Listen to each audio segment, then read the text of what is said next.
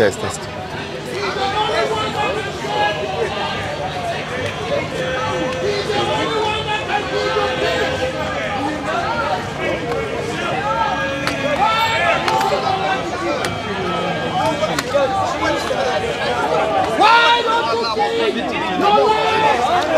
Welcome, welcome, welcome. Hope everyone's doing well. I think this is a rally against the Taliban by, I think they are Iranian women protesting against the, I think it's the burqa, women's rights. Let's see what happens. We just want to be clear. We do not want any rights from a terrorist group. We do not forget all those terrorist attacks in schools. They've killed millions of people. Okay, let me go first. Terrorist groups. We are here. We are asking from everyone to come together to be the voice of the voiceless people of Afghanistan.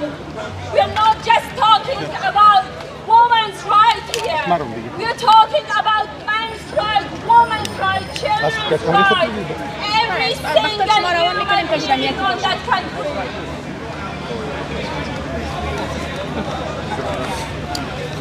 طالبان امروز با گسترش ایجاد و فقر مردان را زنده و گور می کنند. با عدم تحصیل زنان را زنده و گور می کنند و با مغزشویی نسل آینده را زنده و گور می کنند.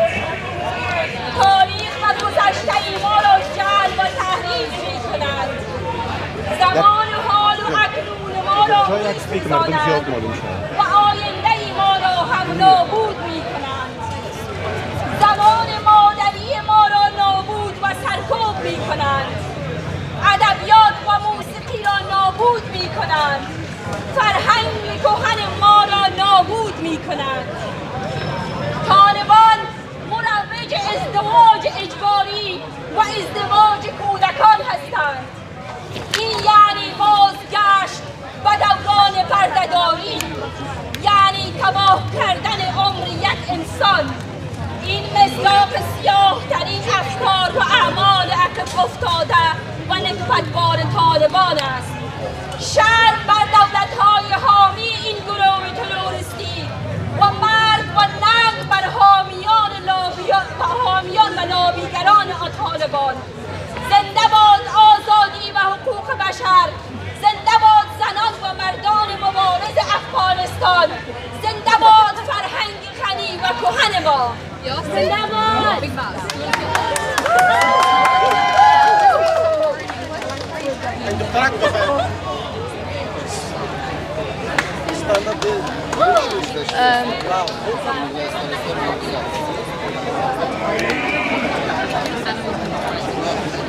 Where are you guys from? Where are you guys from?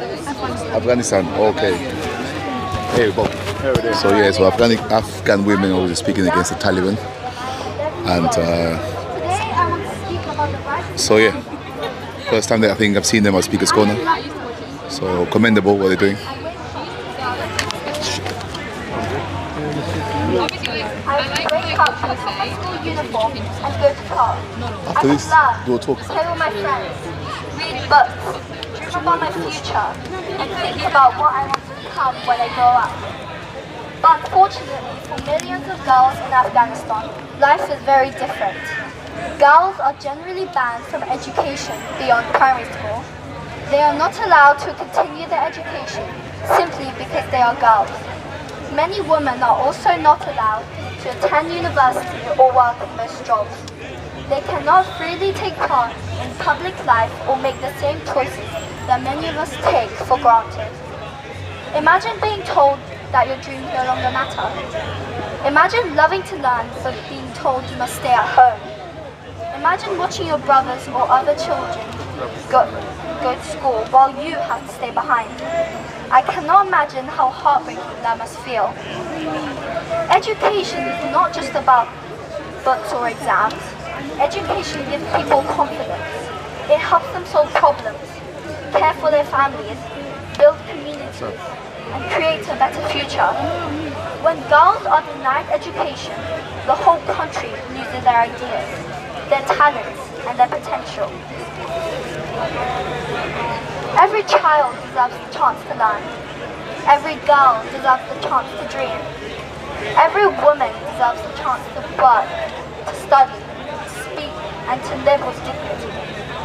Sometimes people think that because I'm only 11 years old, there is nothing I can do. But I believe that every voice matters. Even small voices can make a big difference when they speak with kindness, courage, and truth. Today, I want the girls of Afghanistan to know that they are not forgotten. We see you. We care about you. We believe in you. Your dreams matter. Even if someone tries to take them away, your intelligence matters. Your future matters. And to all of us here today, I hope we will continue to speak up for those whose voices are being silenced. We can learn about what is happening, share their stories, support organizations that help Afghanistani women and girls, and remind the world that equality is not a privilege, it is a human right. History has shown us that courage is stronger than fear, and hope is stronger than oppression.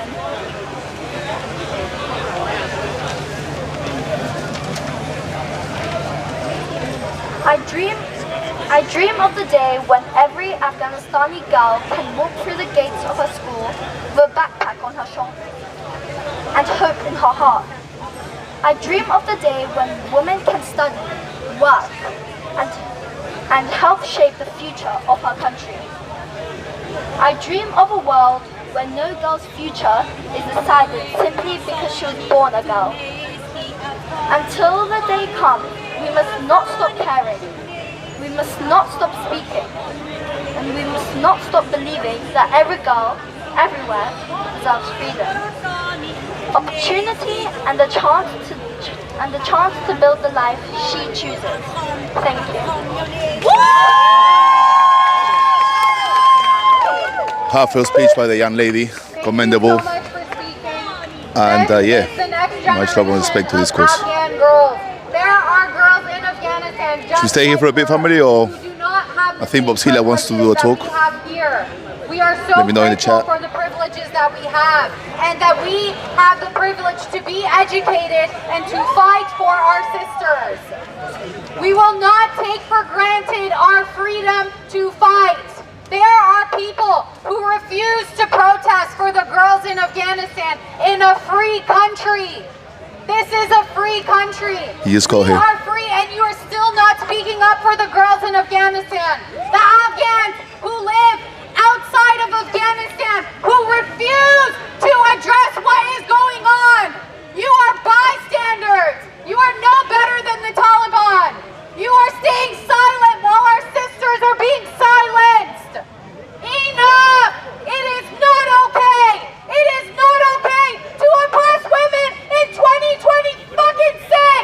It is not okay for women to not be able to go outside without a man. Your whole life revolves around a man. Everything you do, you need a man to go do it. That is wrong. You don't need a fucking man. You can choose one if you want, but what is the most important is your autonomy, your future, your studies, your education. Let's move on, family. Men have normalized abusing women. Men have normalized putting down women. We are not your property. We are human beings. The Quran Then leave says, Islam. read, read. And the Taliban are using Islam to silence women. And the imams and the muftis and the online fucking religious speakers are silent. No one's speaking up for women of Afghanistan. All they have to say is, this doesn't represent Islam. So tell them what fucking represents Islam then. Don't just fucking stay silent. Don't tell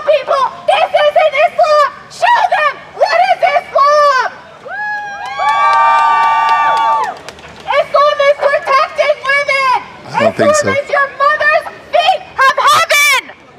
And now what are they doing? They're fucking All right, mocking enough of promotion. Let's get some real talk now, family. Like it's supposed to be.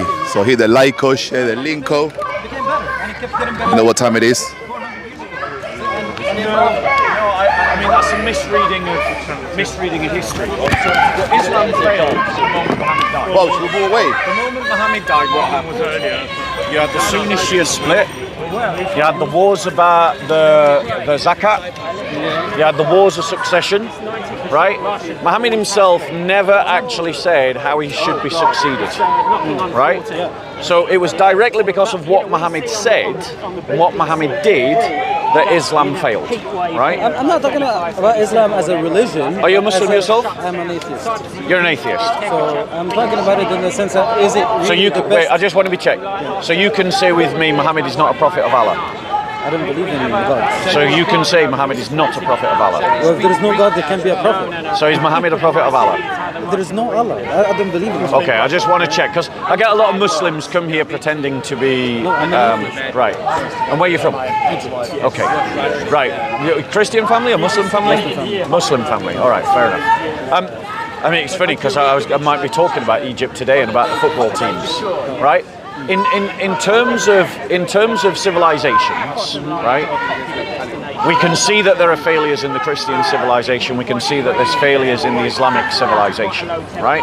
Because people are people, and people Because screw up theology everything. is theology. If Right. you follow theological Well, that's my method of but ruling, that's my point. When what I'm suggesting, and you're the wrong person to try to defend this because you're not a Muslim yourself, is that when you follow Islam, you end up in problems. You end up with cousin marriages. You end up with child marriages. You end up.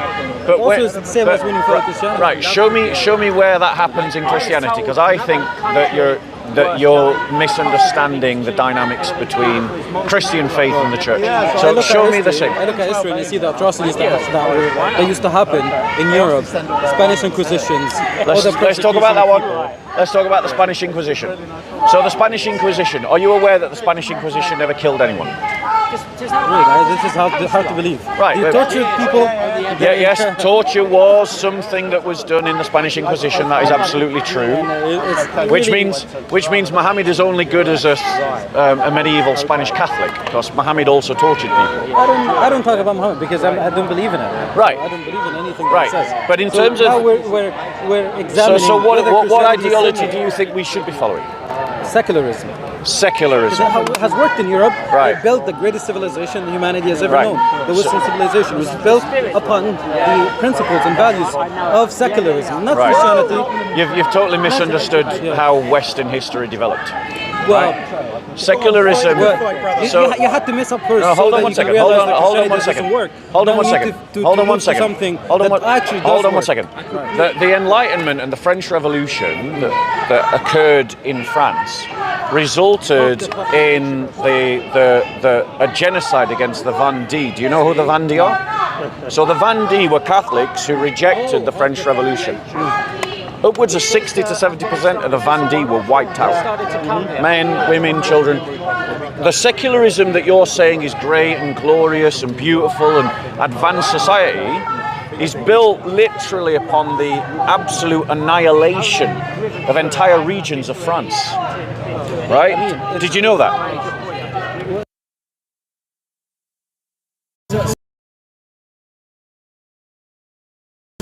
Brother, ignore this troll because he just trolls.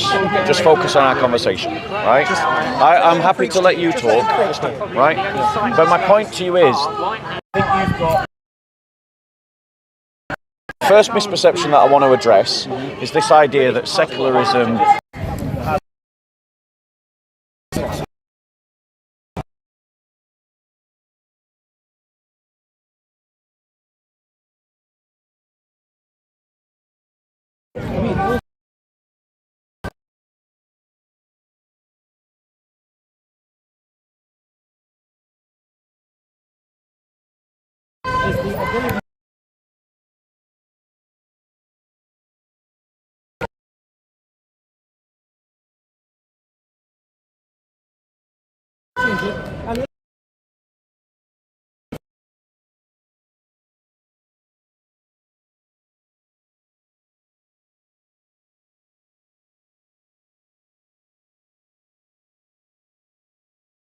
To grow exponentially.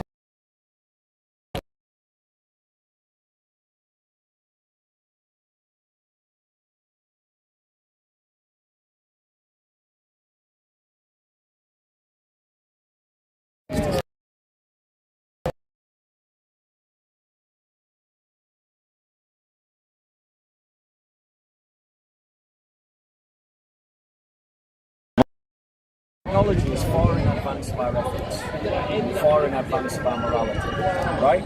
It was that same kind of technological advancement that allowed the Holocaust, it was the same kind of technological advancement that allowed abortions.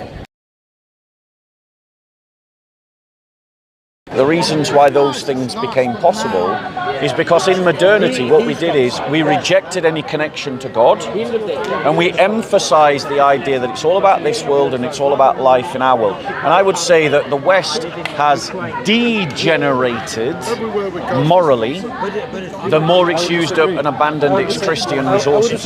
When the West adopted Christianity, they were honestly savages. They kept killing each other all the time. Like, if you read the history, you see that only a little tribe, he would attack the others, and then it was a total chaos. But the moment that he started to civilize a little bit, and then move away from Christianity, and then things started to improve. Also, I don't think Christianity helped with colonialism. So it was still, we're gonna do missionary trips in Africa and in America and in Asia, and that ended atrociously. Colonialism was an Enlightenment project, not a Christian project. That's the first thing. Well, part of it was to spread Christianity. It was an Enlightenment project, and its driving force was commerce and money and power and the pride of nations against one another. Right? That's the driving force behind colonialism, not Christianity. Right? You might be able to suggest that with the Spanish and the Portuguese there was a bit more of a Christian influence, but there were also Christian critics. So, for example, Desideri Erasmus critiqued Spanish colonial endeavors in Latin America, saying that rather than sending out conquerors, we should be sending out missionaries, right?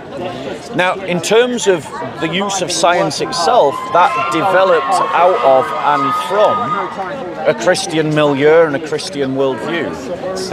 The first natural philosophers that were exploring the natural world were doing so because they believed that by doing so, they were exploring the mind of God, that God was a lawgiver, and therefore he created the universe with laws that could be understood, written down, and experimented upon.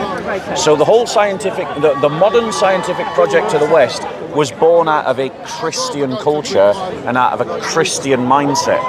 You're reading, and this is my last point, I'll let you reply. You're reading of an simplistic generalization of Christian history that when when Europeans adopted Christianity, right, that we were just savages.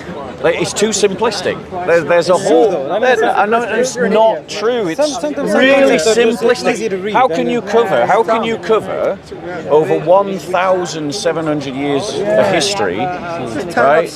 Sorry, 1,000. Let's call it 1,400 years of history. How can you cover that with a single sentence that it was just chaos and butchery? That shows you don't know anything about European history. I mean, oftentimes you can make generalizations, then they would be to some extent true and correct and accurate. Like Islam doesn't work? That's your generalization, but is it's it true? Yes. Yeah. Same thing, right? So you can still make very vague generalizations, and they will still be accurate to some extent. What is the internal logic of Christianity by which you measure its success? If you trace everything back to a divine creator, and then everything can be traced back to someone who lives up in the sky. Yeah. Well, you can't sit down down here on Earth and then figure out what's the best way to resolve disputes. Right. If you can, everything that you're thinking has the answer from God. Yeah. But then when you sit together, and then you can have let's figure out what works, despite of what that was somewhat imaginary entity has that said. was an answer to a different question. The question that I asked you is within the internal logic of Christianity is the measure by which it works. And saying I don't know is a perfectly acceptable answer. Well, I'm not sure how I can word it, but what I'm saying is then if you believe in spirituality and divine entities, you can't have a logical conversation. You can't have an actual conversation that would resolve disputes, right? Okay, you trace everything back to holy books. Yeah. To So you haven't actually answered my question, so let me answer it for you. I gave you 2 chances, right? And rather than just have the humility to say, well, actually, I don't know, you're just waffled, right? What decides whether Christianity works is about whether it brings people to salvation and whether it makes them saints, right? And by both of those measures, Christianity succeeds, right? Now, granted, the first one, bringing people to salvation, is not something that we can sort of observe in any empirical sense. But in terms of the second one, Christianity most certainly does work. Like, if you look into Egyptian history, you're an Egyptian, that means you're a Copt. If you look at the Coptic Church, if you look at all their saints and all the people that they venerate as saints and honor as saints, the church in Egypt, despite hundreds of years of Islamic oppression, has continued to produce saints. Holy men, holy women, who have been known for the love with which they have conducted themselves in their communities. And it's the same in the Catholic Church. You look at, St. Teresa of Calcutta. Yeah, St. Teresa of Calcutta. Or countless other saints like William and Catherine Booth, whose feast day landed just the week that's just gone. They set up the Salvation Army, right? The point is, Christianity works because it brings people to salvation, which I accept we can't talk about in any empirical sense, but it makes people saints, i.e.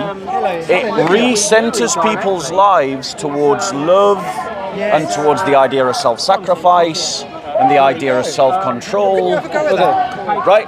And so that's how you know them, by their fruits. Let's leave the theoretical argument or the theoretical debate on the side. And no, this is an observable argument. Now let's talk about the empiricism of it, right? Does it objectively make nations better? Yes.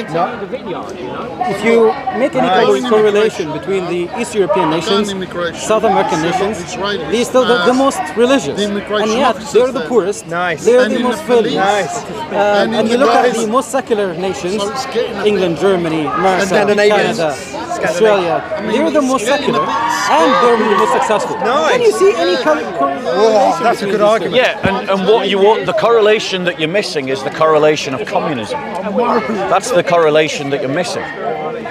The reason why Eastern Europe is behind Western Europe is because they lived under 70 years of the ravages of communism.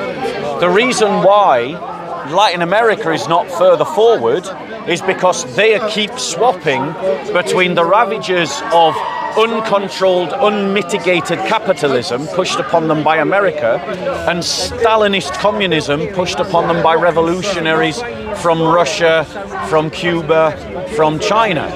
Like, that's the reason why these two countries are behind the curve. Like, if you look at the Islamic world, once they ran out of other people's cash to plunder, their economies collapsed. Because Islam works on jizya, zakat, and plunder. And when you run out of jizya and you run out of plunder, when you can't plunder and you run out of jizya, zakat doesn't cover the bills, right? The thing about Christianity, one of the reasons why Britain introduced the welfare state was because of the influence of Christian saints like William Temple, the Archbishop of Canterbury at the time in the 1940s, who argued for the establishment of a welfare system to fight against the evils of poverty, right? So, in Jesus' own teachings, and then I'm going to finish and let you reply, in Jesus' own teaching, he describes the saints as the yeast that leavens the whole. That happens within the church because the saints lift up the church, and it also happens by the church to society as the church lifts up society. Our concern for the poor in the West, education of women in the West, right? the equal dignity of all human beings is precisely because of Christian teaching, not despite it. I will have to disagree. Based on what? Just because it came from Christian authors doesn't mean that it's based on Christian values. So the liberal world that we live in the West right now was put forth by John Locke. And Hallowed Not be his just name. him. despite Not just him. Hallowed be his name. But yeah, he put the basics, right? The fundamentals, the right to liberty, property, and freedom. What about pain? The American founders, the writing of the Americans, the writing of the American Constitution, who was a deist. Who was a deist. It wasn't John Locke that said the pursuit of happiness. That's from America. Yeah. That's American liberty. remember That's the Thomas name, Jefferson. yeah. It's Thomas Jefferson. But this idea of hyper-individualism is exactly what is killing the West right now. And once again, Christianity has the cure. It's the idea of this, the body of Christ, the people of God, this idea that you're not just solely an individual, but you're part of a wider community. Right? Individualism is the rot killing the West. I would have to disagree. We're dying. Look Do you? at- So I'll let you reply, and then I'll come back with another argument. Go on. I mean, if you look at all communities worldwide, they adapt what you're advocating for. No individualistic societies other than the West, almost, right? And you can see that the West is the most successful. So I wouldn't say the individualism is what it's bringing the West down. Actually, the West moving away from the values upon which they have thrived is what will bring the West down. Right. So let me advance my argument further, because you said we should choose secularism, and by your entire argument, I'm guessing you mean European styles of secularism, like that found in France, that found in America, those two. Yeah. Right. I'm guessing by everything that you've just said that you're as equally opposed to Islamization as I am. Probably more, because I experienced it. Yes, great, and I fully appreciate that you've probably seen it up close and first hand. A lot of liberals in the West haven't. They live in fantasy world. They think that Islamization is harmless, it's just a cultural shift. Let me land. Secularization in France and America and in the UK have completely failed to stop Islamization. And the reason is because if you create a sort of individualized society where it's all about your individual contractual rights and responsibilities with the state, then the state can't look and go, actually, we spot a pattern of behavior amongst this demographic of people. These Muslims have a high percentage of people who want to impose their religious laws on others. Because to observe that and to tackle that is anti-liberal. Which means that the liberals just let it happen. Like it is happening in Dearborn, Michigan in America. Like it is happening in the suburbs of France, in Paris, like it is happening in Bradford, England, like it is happening in Tower Hamlets in London. If you're against Islamization, you need to be against secularism. But I'll give you an alternative. Christian nationalism. The idea that the state recognizes that it has a Christian identity and seeks to proactively defend that Christian identity. That will still allow you, as an atheist, to get on with your life so long as you're not harming other people. Right? Well, but this is how it it will starts, deal right? with the Islamists who want to impose Sharia law upon you and me. Well, you can stop them from imposing this, but Except- you can. I believe in a modern society, in a civilized society, you should allow everybody to think the way they want. You shouldn't necessarily allow them to act the way that you want. Right. So in terms of where the Christian perspective is, right? A Christian nationalist perspective is that people are going to be free to have their thoughts regardless, right? But Does that include the Muslims, the Islamists? I mean, we're on the same page. It's how we get there, and I'm saying to you that you have no liberal way to stop Islamists. Because, for instance, let's look at Bradford. The majority, a significant proportion of Bradford, I'm not quite sure of the proportions, are Muslims. They live in concentrated areas, and in our first past the post system, they're electing Muslim politicians who then control And this is a liberal response. Oh my goodness. Oh, we shouldn't talk about this.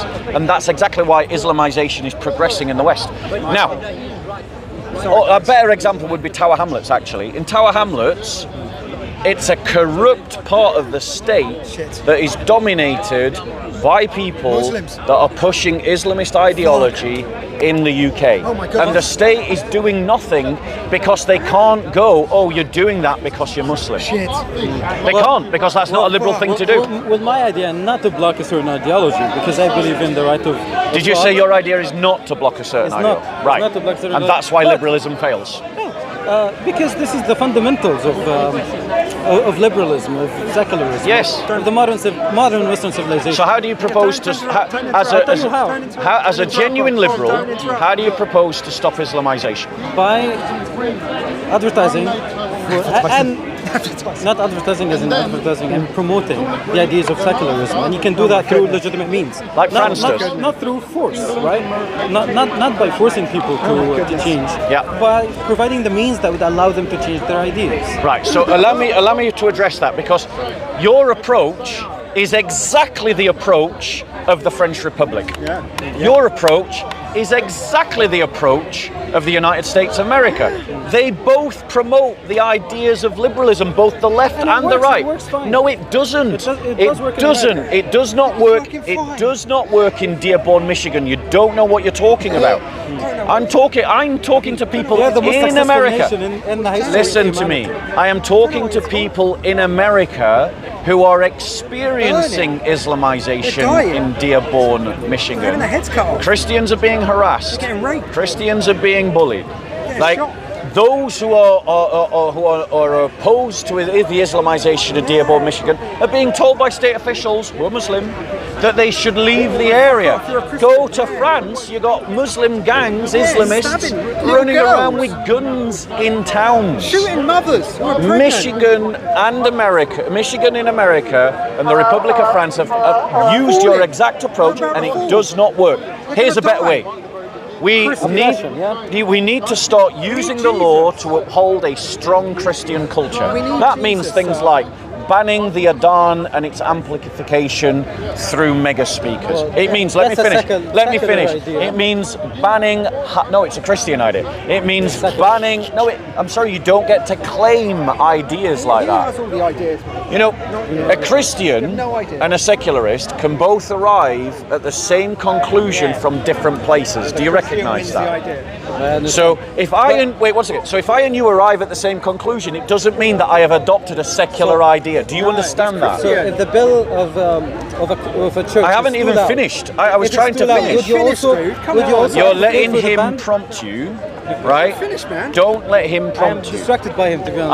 I know. on, He's come just a troll. He comes here every Sunday and he I like trolls this me, guy. right? He comes here with a very serious point. So, you do things like you ban the Adhan, you ban halal meat, you ban child circumcision. Yeah, this is Jesus. Okay, We've got a Christian nation. you tackle the Muslim gangs operating in our prison system. You arrest, you prosecute, and you deal harshly with all Islamists in the country. We got about 40,000 under our liberal secular state. I would support this only if it serves a legitimate means. If it serves a legitimate we have goal. a Jesus Does identity. serve a legitimate purpose, yes. But then it should also be utilized the same way when dealing with Christian traditions that also doesn't achieve the greatest good to the greatest Right. number. Now notice. But a Christian identity Yeah. would only impose these things when it comes to any other religion other than Christianity. Right. My idea is, yes, you should do this, but on everyone. Right. Now, hold on 1 second. Because I've been present to this entire conversation, because I'm not as distracted by him. I get it. I'm more used to it than you. Right? But when I asked you what was your idea to stop Islamization, you never used any of these ideas. Yeah. Now I've come up with these ideas and you realise that they're a lot better than your ideas, suddenly you're trying to claim my ideas as if you said them. Yeah, You you're rewind just this Christian in camera, disguise. what you said is let's educate people. Let's push the ideas of secularism. That's what you said. No, I haven't finished. Listen to him. There is no authentically liberal way There you go. that He's you got can you. oppose Islamization. There you Why? We need a Because a Christian nation. true liberal says that religion is a okay. private matter. Your religion is I a believe in private religion thing, is a private matter, right? yes, yes. And that you just have a contract of responsibilities and rights. Yeah. And if you pursue your rights legally, then we've got nothing to say about it. Which means that if Islamists, like the Muslim Brotherhood, and as an Egyptian you should know all about this, penetrates the state as they did in Egypt, as they are doing in the United Kingdom, as they are doing in France, as they are doing in Germany, as they are doing in the USA. When Islamists penetrate the state using normal legal routes, the liberal state has nothing to stop them. As we have seen in America, in the UK, in Germany and in France, where we have Islamists in our parliament right now, pushing Sharia law in our parliament right now. I mean, in my opinion, history record says that you cannot really defeat an idea by force. Correct. People have tried, and it just doesn't work. I agree. So if you want to fight racism, you should not arrest those who advocate for racism. Yes, I believe that people should be free to say whatever they think. Right. Even if it was evil, even if it was bad. Yeah. But maybe through promoting good education, through promoting good government schemes, then you can fight these ideas without reason, force, or oppression. Right. So my idea as a Christian nationalist is that the state should take up the identity of being Christian and should seek to defend that identity against shift, drift and rot that moves us away from our Christian identity. Now that will leave people like you, who are not trying to change a Christian society, unharassed. But it means that we have a reason to deal with Islamists. In Egypt, they deal with Islamists, but they deal with it because you've got powerful people wanting to hold on to power, right? Did it work? No, it didn't work. The people themselves are. Well, actually, the yes. ideology itself is still Was in the Brotherhood overthrown? Yes, but the idea is still there. Yes, you overthrew the party, but the people and the ideas is still in the society. You know, the thing that will set Egypt free is when you return to your Christian roots. That's what will free Egypt. You are a colonized society by Arabs, and you don't even know that you're Africans. You don't even know that you're rooted to the Nile. You don't even know that you're the sons of Pharaoh. You don't even know that you were the center of Christendom. I would love to see a secular Egypt, definitely, for sure. And also, I would love the West to stay secular as it is. 'Cause Secularism isn't working in the UK. It has worked. It isn't It's working. the fifth largest economy in the world, so it clearly works. No, but that brings me to another point, is your only measure of success. Your only measure of success is finances and technological development. Are you aware that secularism has led to demographic collapse across Western Europe? All the countries that are most secular have the deepest dive in their population. Germany, Italy, the UK, Sweden, Norway, Denmark, France. Their populations are collapsing. It is not possible to say that the West is succeeding when the West is literally dying and withering on the vine. Literally dying. In what sense is it dying? I've just Has said, it- has I its literally influence just, decreased? No. I'll say it again because you didn't listen.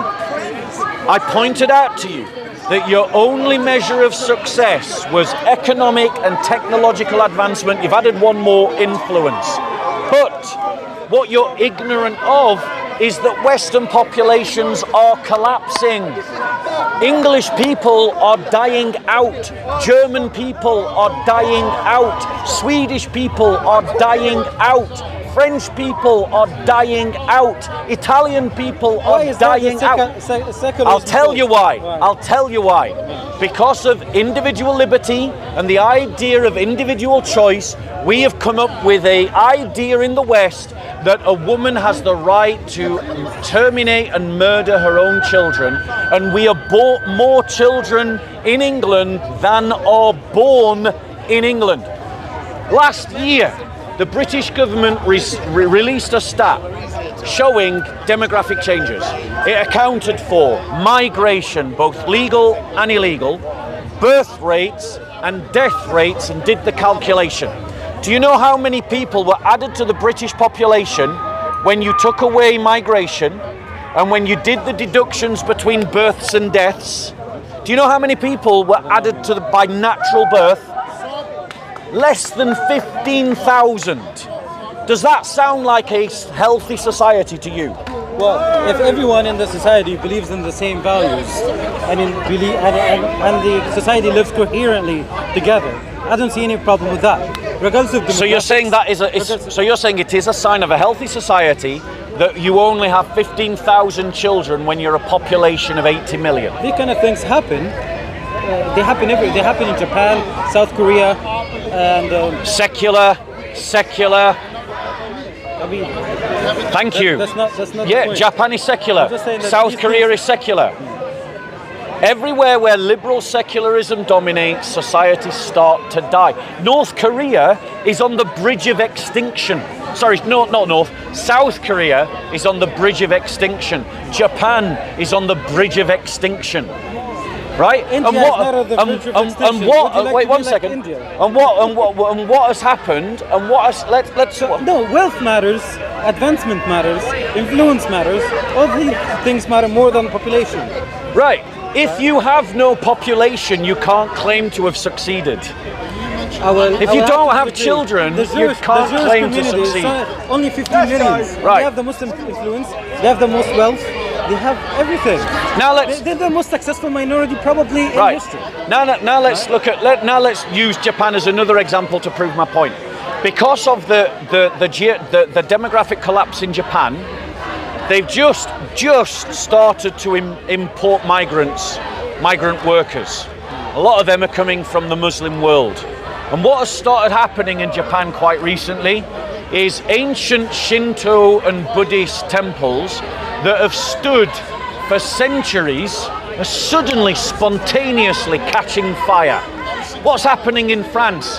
A country that has imported migrants from a lot from the Muslim world, where, as you well know, Christophobia, anti-Christian prejudice is rampant. What started happening in France? Churches that have been fireproof for centuries have suddenly started catching fire. What's happened in New York, where the Muslim population has increased in New York, partly because of migration? Suddenly, churches that have stood for centuries, and in centuries in American terms, that's not really much, it's like one, have suddenly started catching fire. What's happening in Canada? A country that's imported large numbers of Muslims with Christophobic prejudice. Suddenly, churches that have not caught fire for centuries have suddenly started catching fire. Are you seeing a problem? Yes, exactly, and that's why exactly, and that is why you do not know about the failures of liberalism. Because liberalism is failing the West. So you said that you are not an advocate of individual rights. That's what you said. No, I did not say now that. The women have the right to choose what they want to do. I did not say that. You said that. You said No, that. I did now, not. Women have the right to choose whether they want to keep the baby or not. What I said was, no, go, I'll let you finish and then I'll reply. That can, I mean, once this started happening, there is nothing to stop it.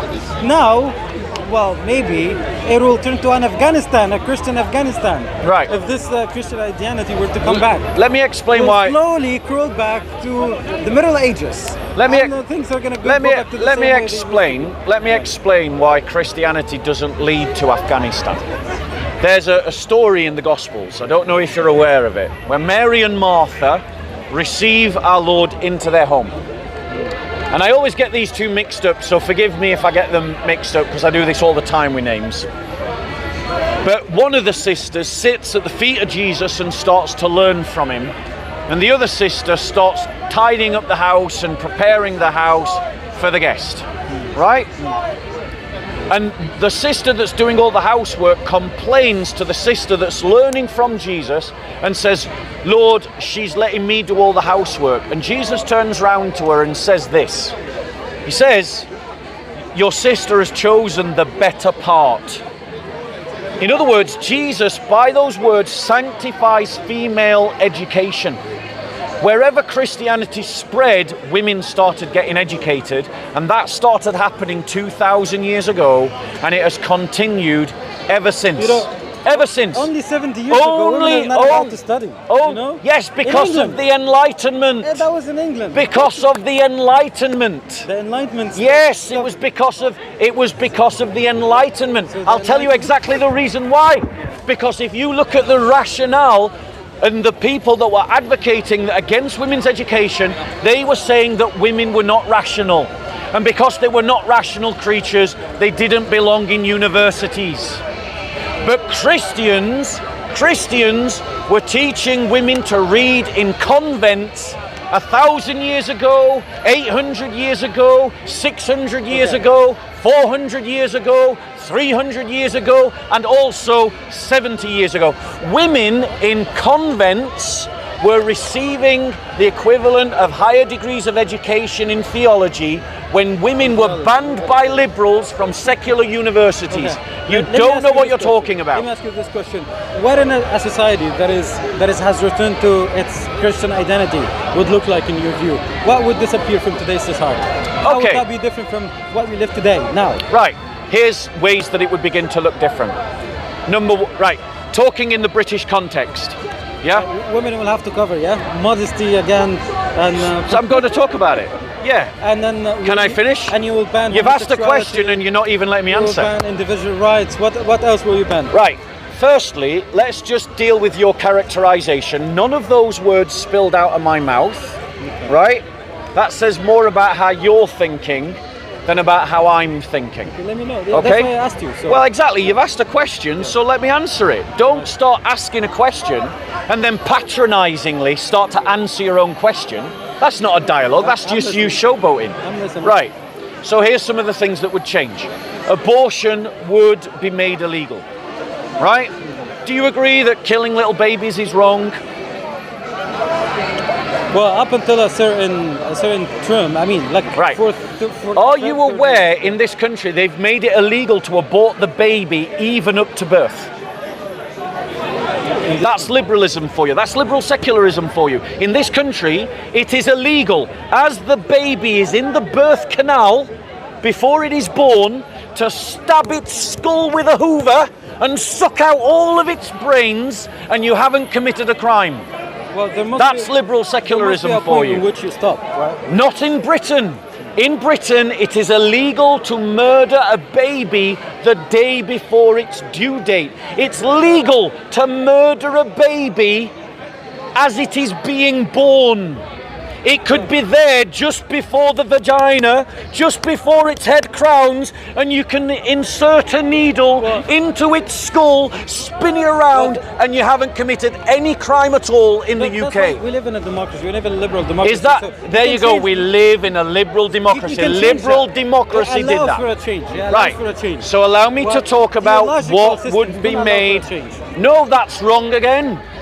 But let me answer your first question before I address that one, because you're wrong a second time. We're not Muslims. You're confusing Christianity with Islam. Islam has the Sunnah. The Sunnah can't change. Christianity doesn't do that. We are quite happy with the idea of innovation. Innovation. So you can go against what the Bible says sometimes. No, that is not what we mean by that. See? No. Okay. No, that is not what we mean by that. Again, what you're doing. So it would not be compatible. What you're doing. You're clutching at straws. 2,000 years ago cannot be compatible. You're with clutching at straws because you're out of your depth and you don't understand what you're talking about. You're trying to attack Christianity as if it is Islam, which shows that you don't appreciate Christianity for what Christianity is. Right? And you would do better in this conversation if you recognise, just like any other liberal should recognise, that not all religions are the same. Right? Thank you, ijtihad, thank you. Right? We have ijtihad so as well. now, in terms of Christian faith, things that would change if we became a Christian nationalist country. 1, abortion would be made illegal. 2, no-fault divorce would be ended. 3. You think that's a good thing? Yes, okay, absolutely. Yeah. Go on. Yeah. 3. Right, I'll name some things that would be against and some things that we'd be for. right? So I've named 2 things that we're against. 2, 3.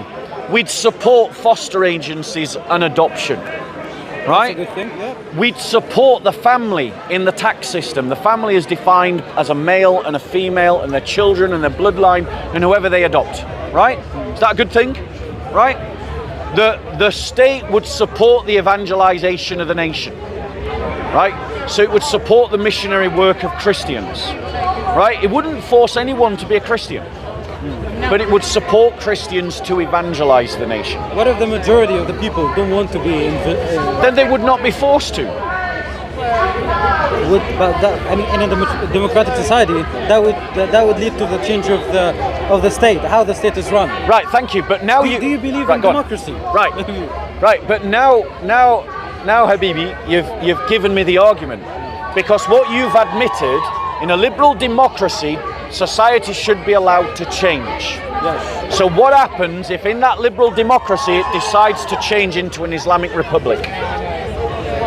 That would be the will of the people. There you go. Liberalism can't stop Islamization. Thank you. Thank you for admitting that. Yes, it can. How? Because it How? allows If for the society democratically chooses to change into an Islamic republic, how does a liberal stop that? Because, like I said, you can oppress ideas by force, and that has failed dramatically throughout history. By allowing a liberal society, you'd also allow for the freedom of thought. Freedom of thought would lead to most of the time to better outcomes and to better ways of thinking. Well, clearly not in the West, because we're a society that's withering on the vine. We're not having children. We shuttle off our elderly into homes. We don't take care of them. That's another thing that would change. Hold on one second. Hold on one second. Here's another thing that would change. You would have a legal responsibility to care for your parents. Is that a good thing?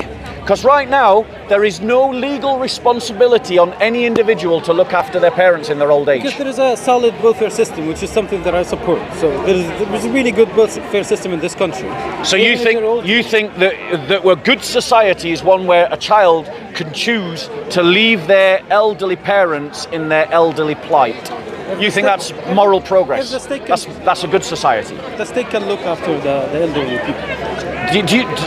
The state can never replace the family, ever. I'm saying the state should not uphold morality. The state should uphold law. Right. Here's another problem with your thinking, right? Here's another thing that would change in a Christian state. The basic unit of society in a Christian national state would be the family unit. In a liberal state, it's the individual. The reason why everything in the West is going topsy-turvy, going bankrupt, is because as families deteriorate, the economic, social and cultural capacity of the family is not being replaced, and the state is having to pick up the bill. That is why we are having to look after our elderly in homes, and we've got this thing called bed blockers in the NHS, right? Which is part of the reason why our NHS is on its knees.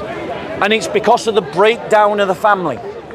Because without that family unit, the state has to pick up the bill, and the state can't afford to replace all the families in the country. Why is it the job of the state to promote morality, to promote family? It's not the job of the state. The job of the state is to regularize the relationship between the individual and the government, and to regularize the relationship between its citizens. Right, and but it's not its job to promote certain morality, to push certain ideology. In a state such as yours, what would you do with people who are of the same sex and they want to get married? How do you deal with that? Right. So I'll answer that question, but then I want to address what you just said. Okay? So to directly answer your question, the definition of marriage in a Christian state is between one man and one woman. Right? That is the only definition of marriage that we accept. Any other definition doesn't count, and so two homosexuals cannot get legally married in a Christian state. Right? So that's directly to answer your question. Now let me address what you said. Because you just said that it is not the job of the state to push morality. But the point is, this is the myth that liberals tell themselves. The myth is that there is something called moral neutrality. There is no such thing as moral neutrality. It does not exist. Jesus said, you're either for me or you're against me. You're either gathering in or you're scattering abroad. Jesus doesn't believe in moral neutrality. That's the invention of liberals. But the problem is, if you say that as a society we're going to promote the idea of individualism, you have immediately promoted a moral system. Because the moment you say that we're going to organise society according to individual freedom, you have said that freedom is a moral virtue and that individuality is a moral virtue. So freedom, it's not morally neutral. Because within this freedom, you can still have the right of assembly. You can still have a community of your own. That still will be your own choice. But it wouldn't be forced and promoted by the state. The state should stay neutral to all its citizens. This is a perfect state. This is the ideal state. In a Christian society, you can still have communities of your own. When the Christians liberated the Middle East, right? When we occupied during the Crusades the Middle East, and we freed all those Christians from Islamic occupation, the Crusader state still had a population that was 30% Muslim, right? When Christians liberated whole swathes of Europe and Asia and Anatolia, there were still Muslim populations. They weren't exterminated, they were allowed to exist, right? So it is, your assumption is, and this is where you're going wrong, your assumption is that if it is not liberal secular individualism, then it must be a monopoly of tyrannical rule. And those we have a track record that this system in Egypt, yes, everywhere in the world. In Egypt, whenever theology comes to power, this is what ends up happening. No, wrong. This is why you don't know English history. Tell me, you're obviously Egyptian. Are you a British passport carrier? Not yet. Right, you're wanting to be, aren't you? Yeah. Brilliant. Can I advise you that since you're deciding that you want to make your home in my land, that you owe it to me to know my history? I'm studying the English history. Let's be clear. In the 12th century, tyrants, there was a definitive movement in this country negotiated by the church and led by a peasants' revolt against the king, Richard II, that led to a document called the Magna Carta. Go to Lincoln and go and see the Magna Carta. It placed limits on the king. And that was a Christian revolt inspired by Christian concepts, Christian justice, Christian culture, negotiated by the Christian church with a Christian king that limited his power over his subjects. So don't turn to me as someone who wants to come and live in my land and try to tell me my history when you don't know the first thing about it. Just because you're from this land doesn't make your argument any better, right? Like if I have a better argument. Agreed. But go on. If I am wrong historically, explain to me where I am wrong. So the point with my historical example. Like that was really unnecessary. I don't know why. Maybe you did it for a show off, but that is irrelevant to the argument. It will not make any You're making statements about European history and you don't know European history. I'd be surprised if you even know Egyptian history, because in Egypt they don't even in Egypt they don't even teach you about the Christian history of Egypt. I studied this. It's glossed over. Am I telling the truth? Is it true that in national education it's glossed over 7 centuries of Christian? Very briefly. Is it also true that in Egypt Christians are oppressed? No, I wouldn't say so. Now you're going to lie about Egypt, so let's talk about what's going on in Egypt. I would say atheists are oppressed, such as myself. But not Christians. No, they live normally. So Christians don't suffer anti-Christian pogroms in Egypt? In some rural parts of Egypt. But Christian girls don't get kidnapped in Egypt? Very few instances, but not that common. So Christians can become the president of Egypt? No. Thank you. Right? Yeah. So can an atheist become the president of Egypt? Right? Right. Not. He wouldn't even make Is that oppression of an atheist because they can't become the president of Egypt? Yes. So why isn't it an oppression of Christians when they can't become the president of Yes, I Egypt? understand. Oh, hold on, but you just said Christians are not oppressed in Egypt, but when I gave the example of the presidency, you said it would be oppression if it applied to an there are levels atheist, of things. but not an oppression if it applied. Can I there are just say to you? degrees of things. I would say Muslims in this country have more rights than Christians in Egypt. I would say that. They do, definitely. They do, Well, definitely. But the standards are different. I mean, this country should be held to much higher standards. I think that if you aren't able to recognize the oppression of Christians in Egypt, then our country would be better off without you in it. And we should deport you and send you back to Egypt. Deport me? Yes, because if you're not willing, okay. if you're not willing to speak up against Islamist oppressions, this is hold on one second. Let me explain my logic. Let me No, that's fine. This You is can reply. exactly You can reply. tyrannical, But this is my logic. idea. Let me explain my If you logic. don't if you don't Let me agree with explain my logic. Then you're demonized. Because you should be deported. this is let me the explain problem with why what you say. should be deported from my country.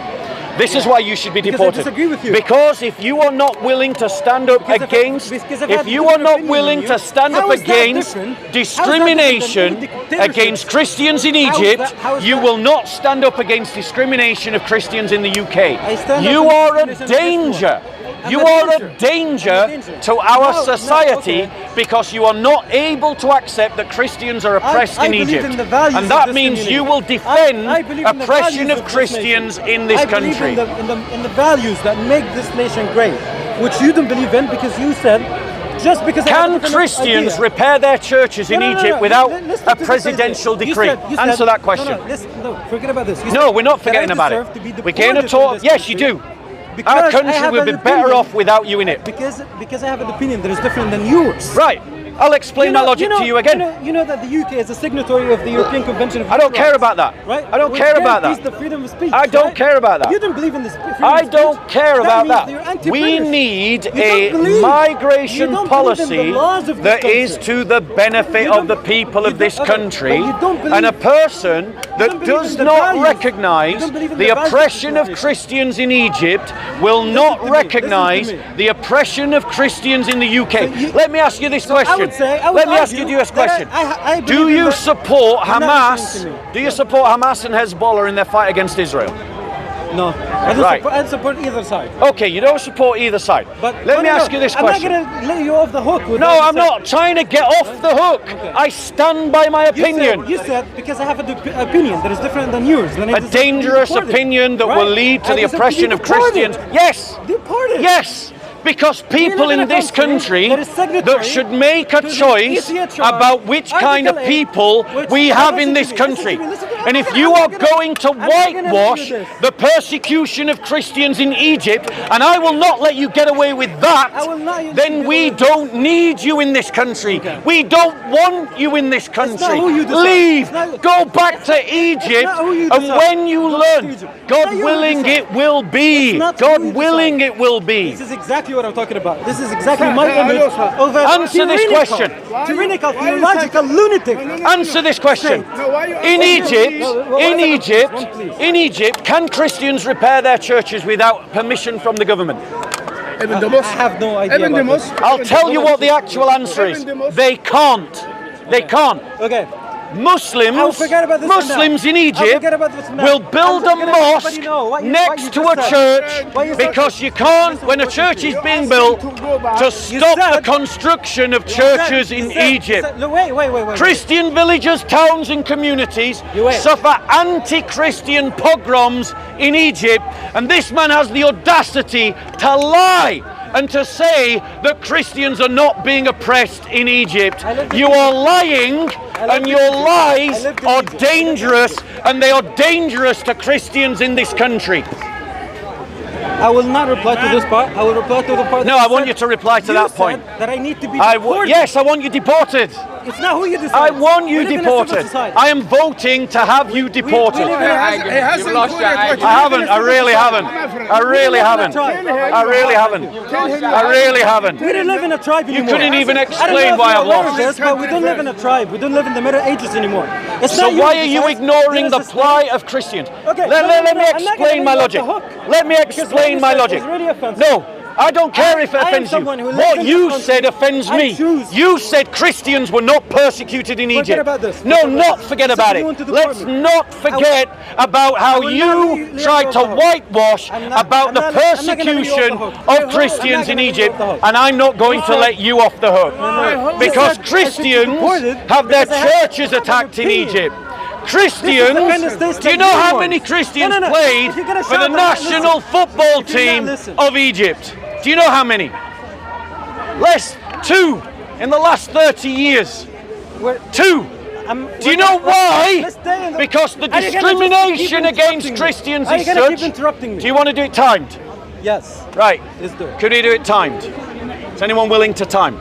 How many minutes do you want? You never take my 1 minute. question. I raise my 1 hand. minute, 1 minute. Sir, Okay, I raise we're my going to do question 1 and minute, go. 1 minute. Sir, I'm going. I'm going. Please, I'm sick. Take my question. Sorry, I'm talking to him. Try to ask Would him you like to go leave. first? Whenever you're ready. On his first word. So there are a few things that I wanted to address here. I didn't say that Christians are not oppressed in Egypt. I just said they live normally, just like everyone else. Most of the Egyptian people, regardless of their religion, don't have full rights. They don't have a right to practice their religion or freedom of speech or to do anything for that matter. So it doesn't matter if you're Muslim or Christian, you still don't have most of the rights.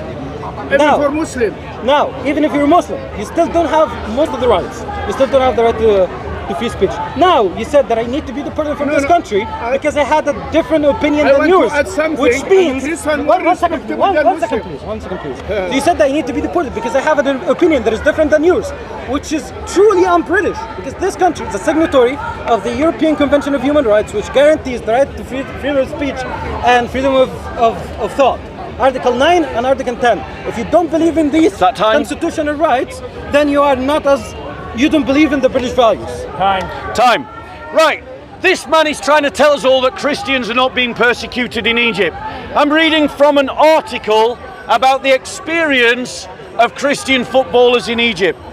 So, after years of playing with a local team, Zachary thought he'd struck gold when he was about to sign to join Guna Club.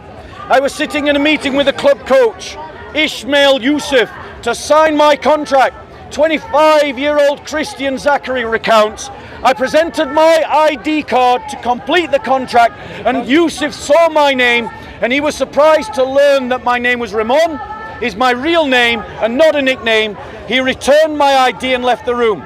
The contractor attended the meeting told me later that Yusuf doesn't like to work with Christians. Ladies and gentlemen, in other words, Christians are being discriminated in Egypt. Now let me explain in my next minute why we shouldn't allow people like this to settle in our country. By who? By So authority of I people. never claim that Christians are not being persecuted in Egypt. Well, in Egypt, we don't have individual rights to begin with. So it doesn't matter if you're gay, Christian, atheist, if you belong to anything other than majority, you will be persecuted. It's not targeting Christian communities. Christian, just like any other community, any other minority. Sometimes they don't get the same treatment as everybody else. But it's not because they're Christians, but because the Egyptian society is not an accepting, liberal society like we are in the West here. That's why. Now, we had a conversation about the kind of state that we would live in if we return to the Christian nationalism of this country, which I believe would be a horrible thing. And you just have expressed that. You said that you would deport me because you don't believe in the basic values of liberal democracy. You say that you want to deport me. We don't live in a tribe anymore, mate. We live in a civilized, liberal community. Time. So here's why people like this man should be deported. Just as we should deport every single migrant who supports Hamas and Hezbollah, because if they support terrorism abroad, they will support terrorism here. And that's exactly what we've seen with Palestine Action. And for those of you that are listening late to this debate, the brother is trying to subtly change his position. He's gone from saying Christians were not persecuted to I didn't say Christians were not persecuted, but the camera will show he flat out denied it. Now I want to be clear. if he can stand there and admit and condemn that Christians are persecuted in Egypt, then I would be more sympathetic to him coming to this country. But if he is going to be an apologist for the persecution of Christians in Egypt, then he should not be welcome. This country is not yours. Go on. You occupied the whole world. 1 second, please. 1 second. And he hasn't collected. Again and again and again, I mentioned What are you that talking about? I didn't You have to leave say. this Well, 1 country. second, please, because you're wasting my minute. Can you start over, please? Why do you ask you to Can you leave? please stop? You've just got to ignore them. 1. Again and again, I'm repeating that I said that Christians are persecuted not because they're Christians, but because Egypt is not an accepting liberal society. So they're not persecuted, and the fact that they're Christians, just anyone would be persecuted who's not at the majority. I am being persecuted, but I mean, Christians have more rights than me, than someone who doesn't believe in God, who is from a Muslim family, who grew up as Muslim. I would be subject to more persecution than a Christian who lives among us, and people accept him. Yes, it's not perfect. It's not perfect. And it can't be like the West, because I believe in the Western values, which you don't believe in, because you said that I should be deported. You wouldn't say that to a German citizen.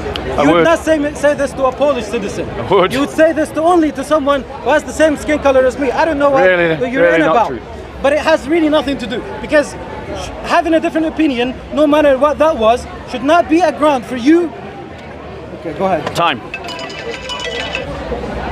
So just to be clear, if a Polish or a German migrant denied the persecution of Christians in Egypt, I would say they should be deported as well. It's got nothing to do with the colour of the skin.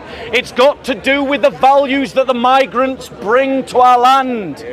And we have the right, as the people that live here, to decide who gets to stay here.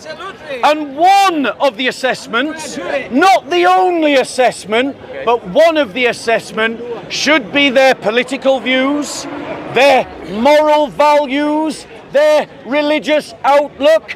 Every Islamist should be barred from migrating to the UK, and anyone of any ethnicity who denies the persecution of Christians abroad should be barred from migrating here. Why? Because if they are willing to ignore the persecution of Christians abroad, they will ignore the persecution of Christians in the UK. But it doesn't look like he's listening to anything I'm saying. I repeat, I said once and again that I didn't deny the persecution of Christians, but he has a certain rhetoric that he just wants to say, regardless of anything I'm saying. You just want because you have a racist ideology. It doesn't matter. It doesn't matter. No. Because if we're having a logical conversation, he would respond to what I say. But this is racial profiling. What, can you stop, please? This is a racial Wait, please. You've just got to ignore them. It's a racial profiling. Because I am of a certain skin color, you're saying that I should have. That I would not be defending the Christians. I defend the minorities everywhere. I defended the minorities in Egypt. I defended the gay rights, women rights, Christian rights, atheist rights, everywhere. Even though it's in the middle of persecution. And you're saying that you would deport me. You are not withholding the British values and the basic human rights that this country believes in. Right. You know someone's lost the argument when they play the race card. It's an instant lose. Because everyone in this park, and notice he's ignoring what I said. Because I said if a Pole or a German migrant said what he said, they should be deported as well. It was based upon his values and his beliefs, not on the colour of his skin. I would welcome the Christians of Egypt who are fleeing persecution under the Islamic regime. And let us be clear, they are being persecuted because they are Christian. And I'll point out the hypocrisy of this man.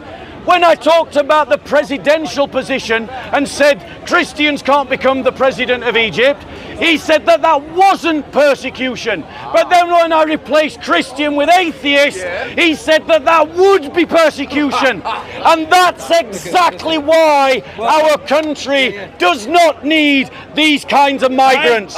We need migrants who will agree with our culture, customs and beliefs. This is truly un-British. You want someone who is identical to your set of thinking and set of beliefs. This is un-British. The British culture, the British community, which is one that I believe in. That's why I left my country and I came here. Not because I believe in it. I believe in the values that this country promotes. That's why I abandoned everything. I'm not a hypocrite. Otherwise, I wouldn't come to a country that don't believe in the values of, which you don't believe in these values. You are not. You don't believe in the diversity of thoughts. You believe in one set of thought because you believe in national identity, in Christian identity, which is an oppressive, tyrannical identity. Because what you said that we the people choose. It's not individuals who choose. It's the state who chooses, and the state legislates laws, and these laws apply. It's not you don't get to directly choose what you want to do with others. We don't live in we're not savages anymore, I'm afraid. Time. Okay, so let's be clear. In a democracy, we precisely do get to choose. And the problem with our society in Britain today is that we have given up on our choice about who comes to settle in our country. And that is exactly why migration is such a big debate. Because we have bound ourselves to international laws that prevent us from testing whether illegal migrants have ever broken the law in the first place. And that's exactly why we are seeing problems in our culture. We need to take a control of mass migration, both legally and illegally, and one of the filters, not the only filter, should be what values is the potential migrant bringing to our country. Notice that I never said anything about you being deported until you denied the persecution of Christians, and you did deny it, and I've corrected you multiple times, but you're deaf. So you're making an assumption. So you rightly mentioned that people get to choose in a democracy, which is correct. Well, we live in one where you don't get directly to decide to deport me. There's a due process that you need to follow. Correct. There are rules. And I wouldn't deny you those. And because the people choose this. And I believe and respect in the will of the people who choose these rules, because the British community is the most successful community that humanity has ever known. You don't believe in their choice. They chose that nobody can arbitrarily deport someone unless they follow a due process. The people chose that, but you don't believe in the choice of the people. That's one thing. A second thing is you don't believe in the basic value that this country upholds, which is freedom of speech. Despite the fact that I didn't say that the Christians were not utterly not persecuted, that's not something I said. And I mentioned several times, you still believe that just because I have a different opinion than yours, I should be subject to punishment. So, should we prevent migrants based upon their opinions? Yes. If a migrant comes to this country and they're an Islamist, but they haven't broken any law, they should not be allowed to gain citizenship. That means I'm advocating that people should be denied their migration right to come here based upon their opinions. There's no problem with that. I don't think anyone with a sensible mind would object to that idea. But if you agree with that, why can't we also apply it to maybe people who support terrorists abroad, or who whitewash the persecution of Christians because they are Christian, as you have attempted to do again and again and again in this debate, even lying to the people, because we have you on camera saying that Christians were not persecuted, but they are. Then you changed your position, and now it's they're not persecuted because they're Christian, but they are. Okay, because when someone blows up a cathedral... You're done. So again, you don't believe in democracy, again, because this country chose the politicians that chose to opt in the Human Rights Act and in the European Convention of Human Rights, which guarantees the freedom of thought, freedom of expression, and there's no law that prevents someone from gaining citizenship if they have a certain opinion, unless this opinion is inciting or if it's affiliated with terrorism.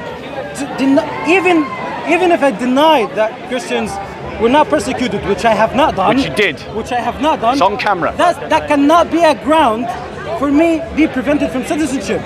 You wouldn't say that to a German far right. Right? That's also a dangerous ideology. You wouldn't say that to Italian fascist. You would only say it to someone from a country that is underprivileged. And that says a lot about you. You would not. I am pretty sure you've never have said that. You can't filter people on the basis of their ideology. People have different ideas. You can't strip the citizenship of a I don't think you know him that well. Right.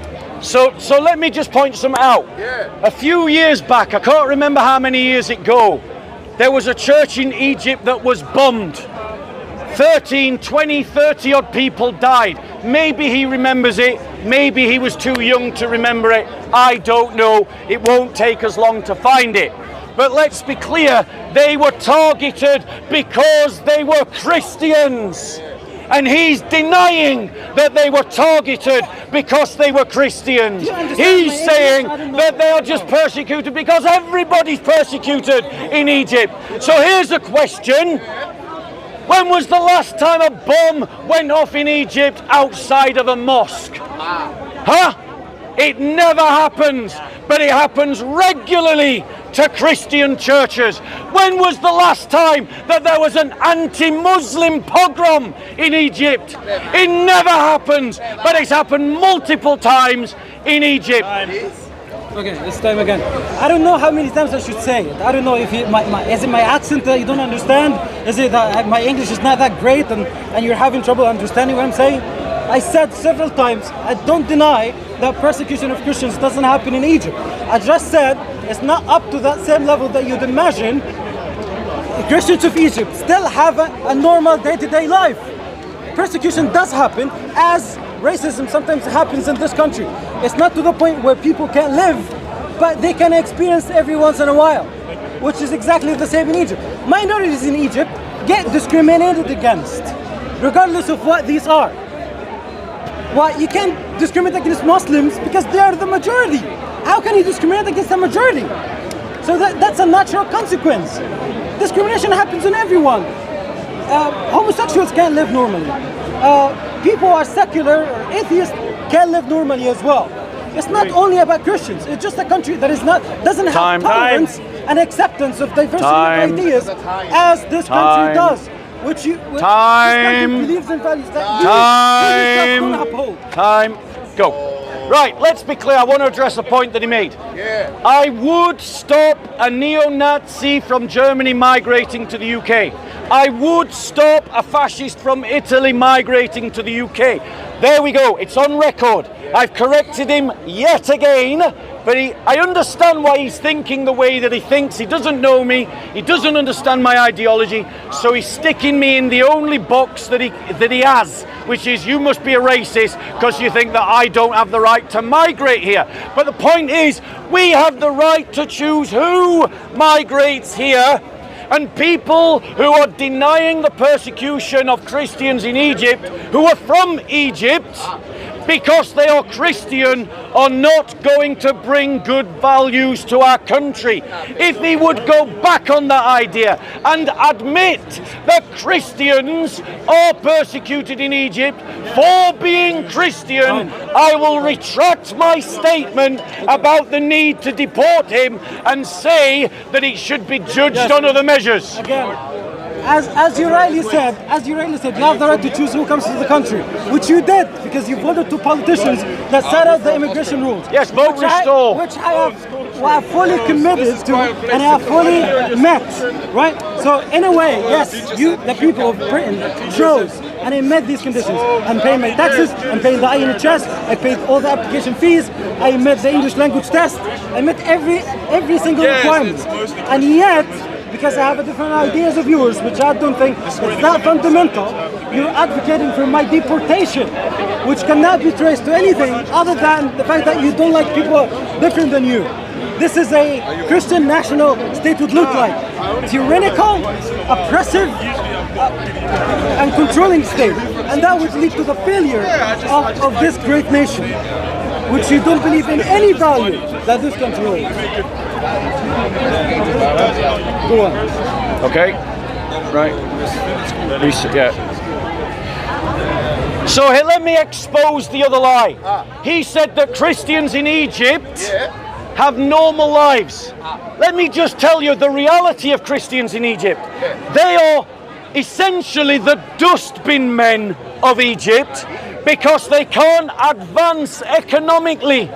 They are oppressed economically in Egypt. The vast majority of them live in squalor. They live as essentially the lowest of the low, like the street sweepers of Pakistan. And what do the Pakistani Christians and the Egyptian Christians have in common? They are both Christian minorities in a Muslim majority, and that is why they are oppressed. Another lie, ladies and gentlemen. This is why I'm going to invite him, if he retracts his statement that Christians are not persecuted because they are Christian, I will retract my statement about the need to deport you. This man, Do you want to do it? Do you want to take that deal? That decision is not yours. The decision is not yours. So in other words, no, We live no. We live in a... Christians are not persecuted in Egypt Can you because give me they're time? Christians. No, don't start it because he interrupted me. Again, you don't get to decide. We live in a civil society, a civilized society, where the individuals and the public don't get to choose and make judgments. We have a judicial system, we have a legal system, we have a due process that we need to follow. I wouldn't deny you any of those. Yes, you did. Because No, I wouldn't deny you any of those. People like you should be deported. Why? Because I have a different opinion than you. Correct. The law of this country guarantees me to have a different opinion. It gives me the right to have a different opinion. The Human Convention of Human Rights, Article 9 and 10, gives me the right to say and express the way I want, right of assembly, right of religion, and right of freedom of speech. I don't know if you believe in any of these things, but I do. That's why I chose to come to this country. I'm not a hypocrite.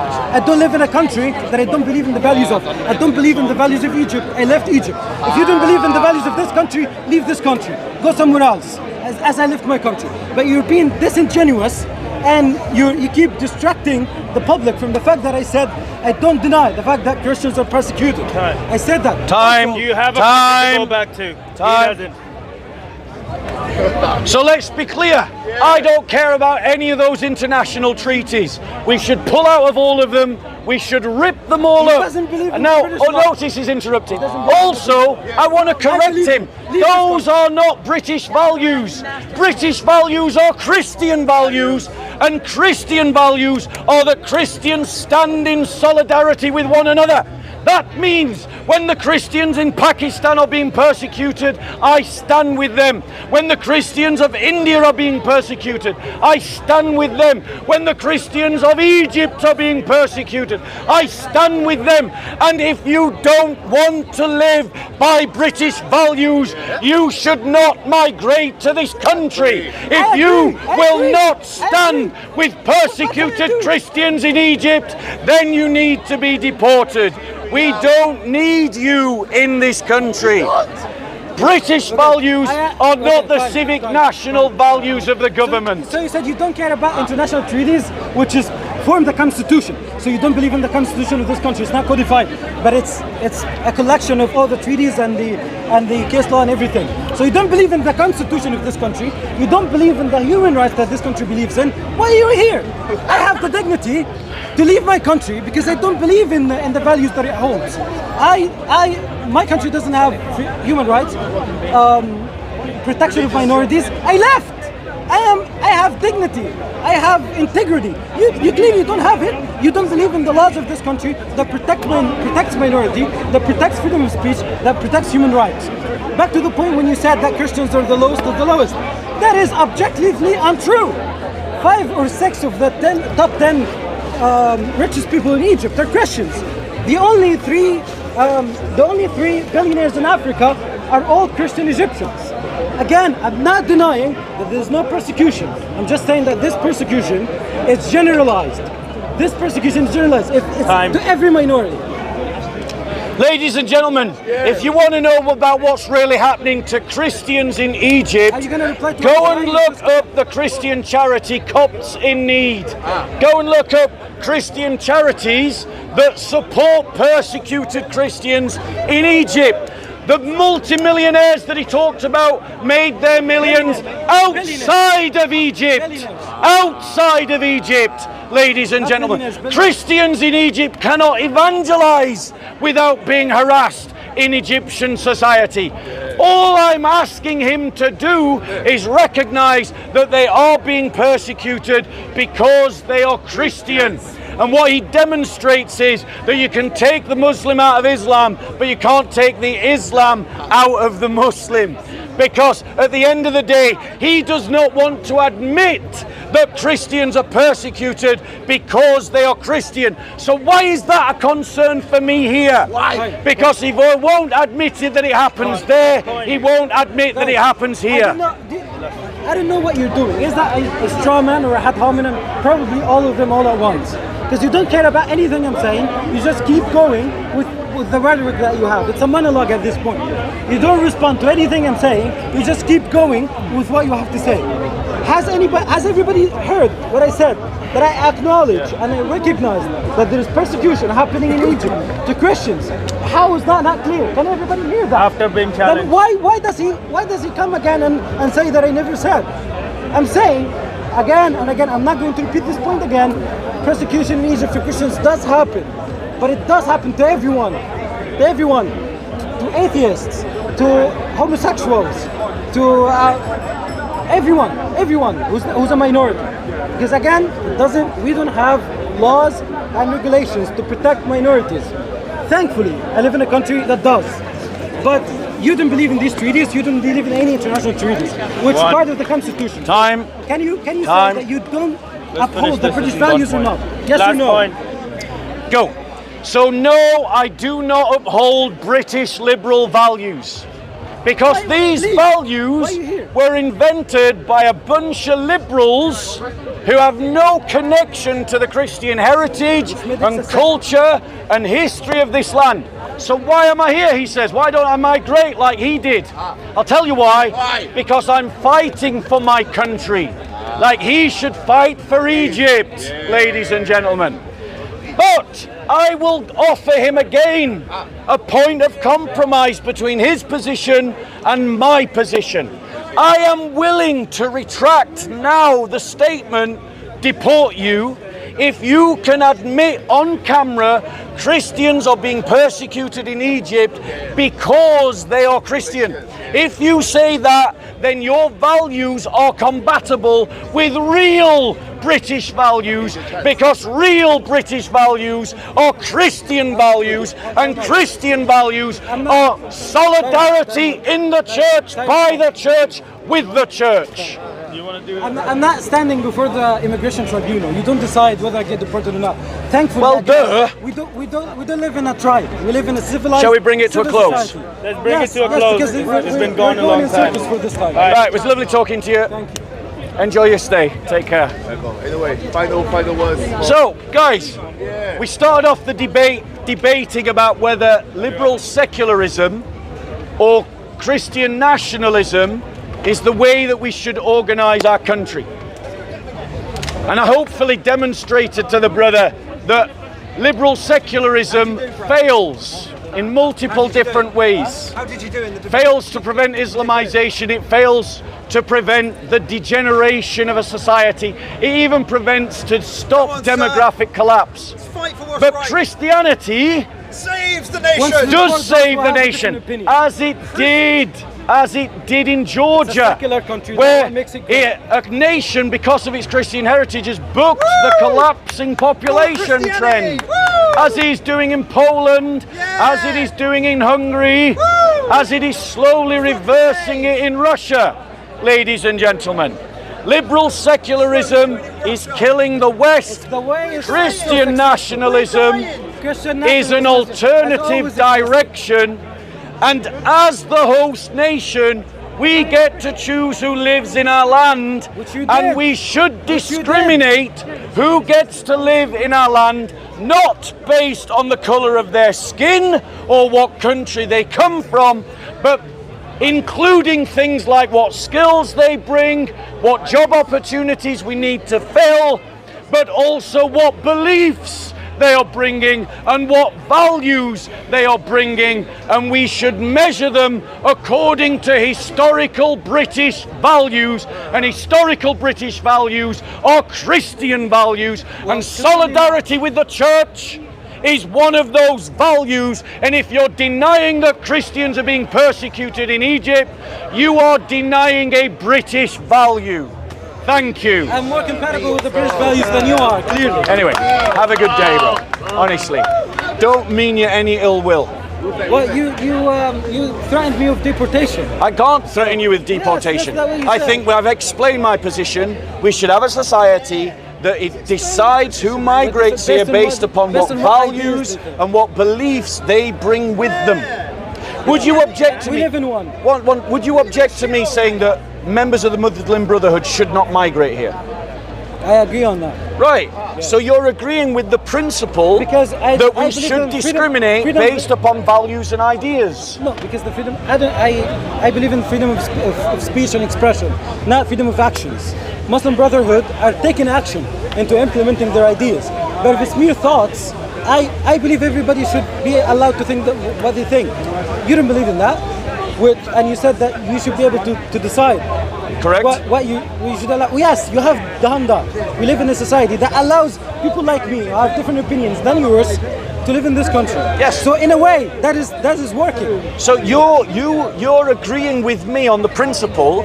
You're just upset about the application because I apply it broader than you would. Yes. We both agree that we should stop Muslim Brotherhoods from Egypt migrating to the UK because of their beliefs and their values. Not because of You're beliefs, upset because of because their I'm actions. applying the same principle Because to of their you.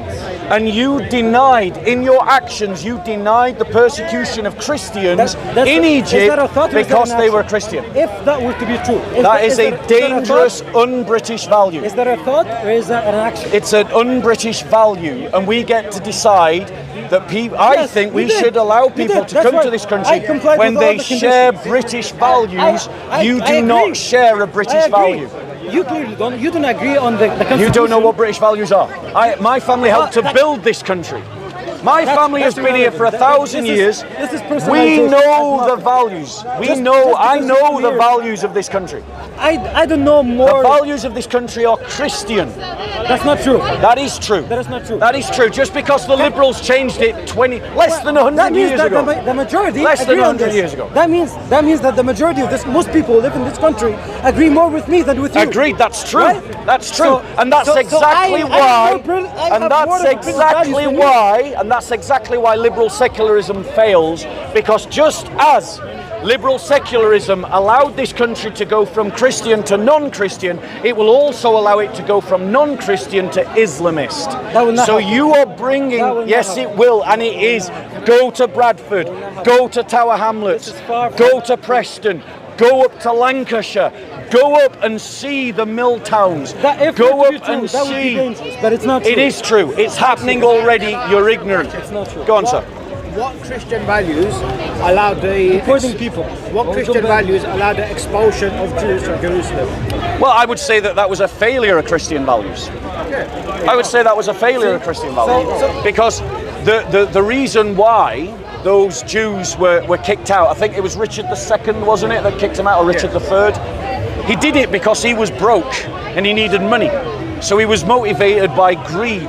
The Jews had money and they were an easy scapegoat, and to seize their money, he said they were personas non grata.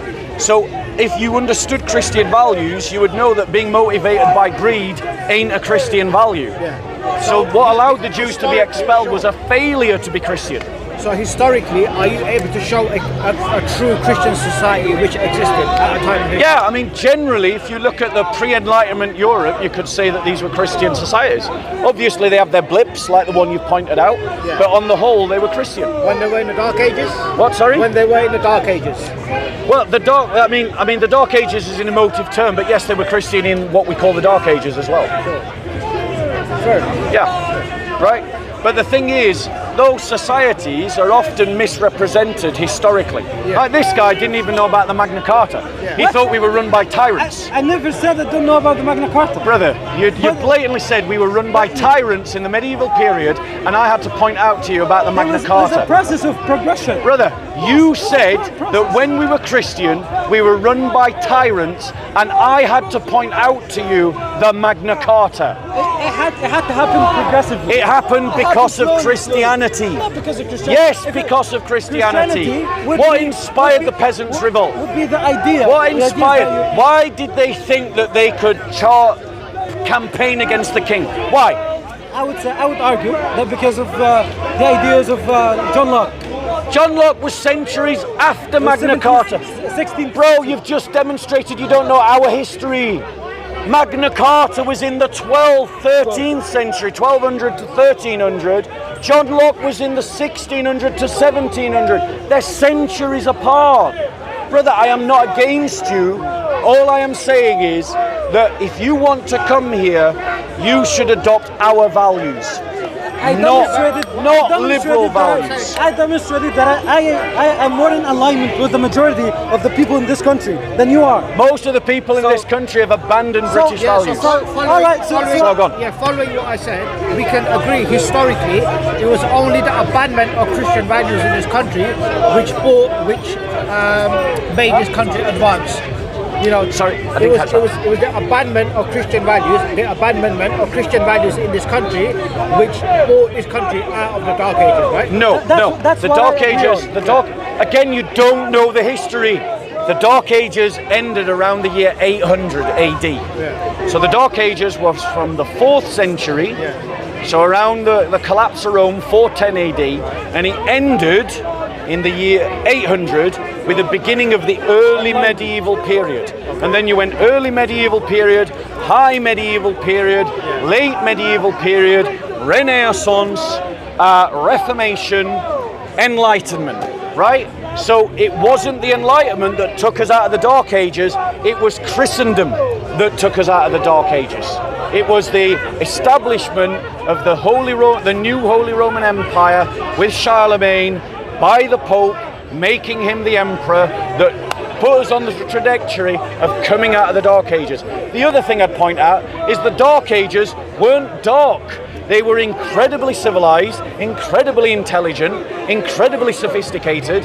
They were labeled the Dark Ages because of this fetish about the Roman Empire, right? It was a Christian term that then gets adopted by the Enlightenment and applied broadly, like this guy's just done, to the entire period from 410 to 1700. And that's the mistake that you're making. It's what he made.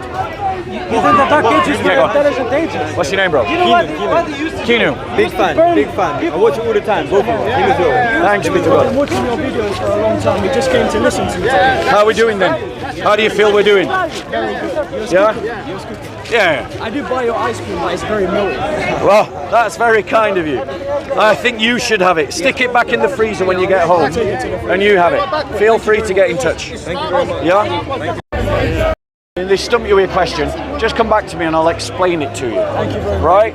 Because the Islamists are beaten in this park. They only look now for young lads like you in the hope that you don't know anything. Yeah?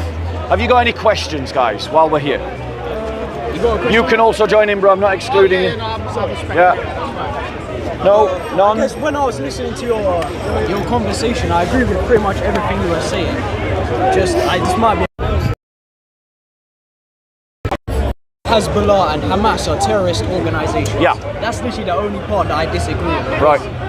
I guess I kind of disagree. I see Israel as pushing out towards their countries and they're trying to fight back. What would you say? What would you say about that? Well, I would say as Christians, I take it you're a Christian? Yeah. Are you a Christian? Christians, right? The side that we should take is the side of the church. Not Israel, not Hezbollah, and not Hamas, right? What we should do is we should side with the church in this conflict. And we've got to do a risk assessment. Israel is a threat to the local Christians. That is true, right? But Hamas and Hezbollah are a threat to Christians everywhere, right? they will attack, when they're done with Israel, they'll start attacking Christians everywhere that they can. And so when we are deciding which side that we should be on, we've got to risk assess it. And what we've got to say is, okay, we deal with the bigger threat first, Hamas and Hezbollah, but when that threat is dealt with, then we deal with Israel, right? So I'm not saying Israel should get a blank check. Israel absolutely should get called out. But the thing about Israel versus Hamas and Hezbollah is this. The only thing Israel cares about is its own survival, which means countries like America, which have massive influence over Israel, can dial the knobs on Israel and go, right, you're going to stop hurting Christians around you. Because if you don't, we're not sending you aid, we're not sending you military aid, we're not backing you. Israel will obey America, right? Hamas and Hezbollah are driven by a religious fanaticism, which means that there is no negotiating with them, right? So we deal with Israel for the threat that it is, and we deal with Hamas and Hezbollah for the threat that they are, and they are a bigger threat. And our side is always the church, not Israel, not Palestine, not this group or that group, but it's always the Christians in Israel and outside of Israel and around Israel. So the only thing I could say to that is I just disagree that you think Israel is not a bigger threat than Hamas and Hezbollah, because purely just because of how much power they have. America. Because they only cares about Christians. They have America in their back pocket. Anything that they decide to do, they have the backing of the. You got that completely the wrong way round. America has Israel in its back pocket. But what benefit? America, no, brother, you've bought into some anti-Semitic stream of thought there. Let me correct you. The one superpower in the world is the USA. Yeah, that's what I said. Israel is not a superpower, right? Israel is a client state of the West, right? Israel survives because the West backs it to survive. If you're thinking that Israel has America in its back pocket, I'm telling you, you're leaning into anti-Semitism. You need to pull out of that shit, because it is going to send you on the wrong road. You'll start going to ethno-nationalism. You'll start denying your own Christianity. Yeah. Israel is in the back pocket of the US, not the other way around. It's entirely dependent on the US president. When Trump turned around so to what Benjamin... benefit is it to Trump to invade Iran? I mean, that's a separate question. It's a valid question. It's a separate question. It's a valid question. It's a separate question to the Israel one, right? Iran has been the promulgator of Islamic radicalism across the Middle East since the Iranian Revolution in the 1970s. Iran, incidentally, also persecutes Christians. I agree. Right? Okay, so we should not feel sorry if the Iranian regime gets toppled, okay? Because it has the blood of martyrs on its hands, okay? But in terms of America backing Iran, it's because I think Trump is drunk on his own power. He thinks that America can achieve everything, and he miscalculated about how easy it would be to topple the Iranian regime. And the idea of toppling the Iranian regime would be to replace it with a more American compliant regime. Yeah.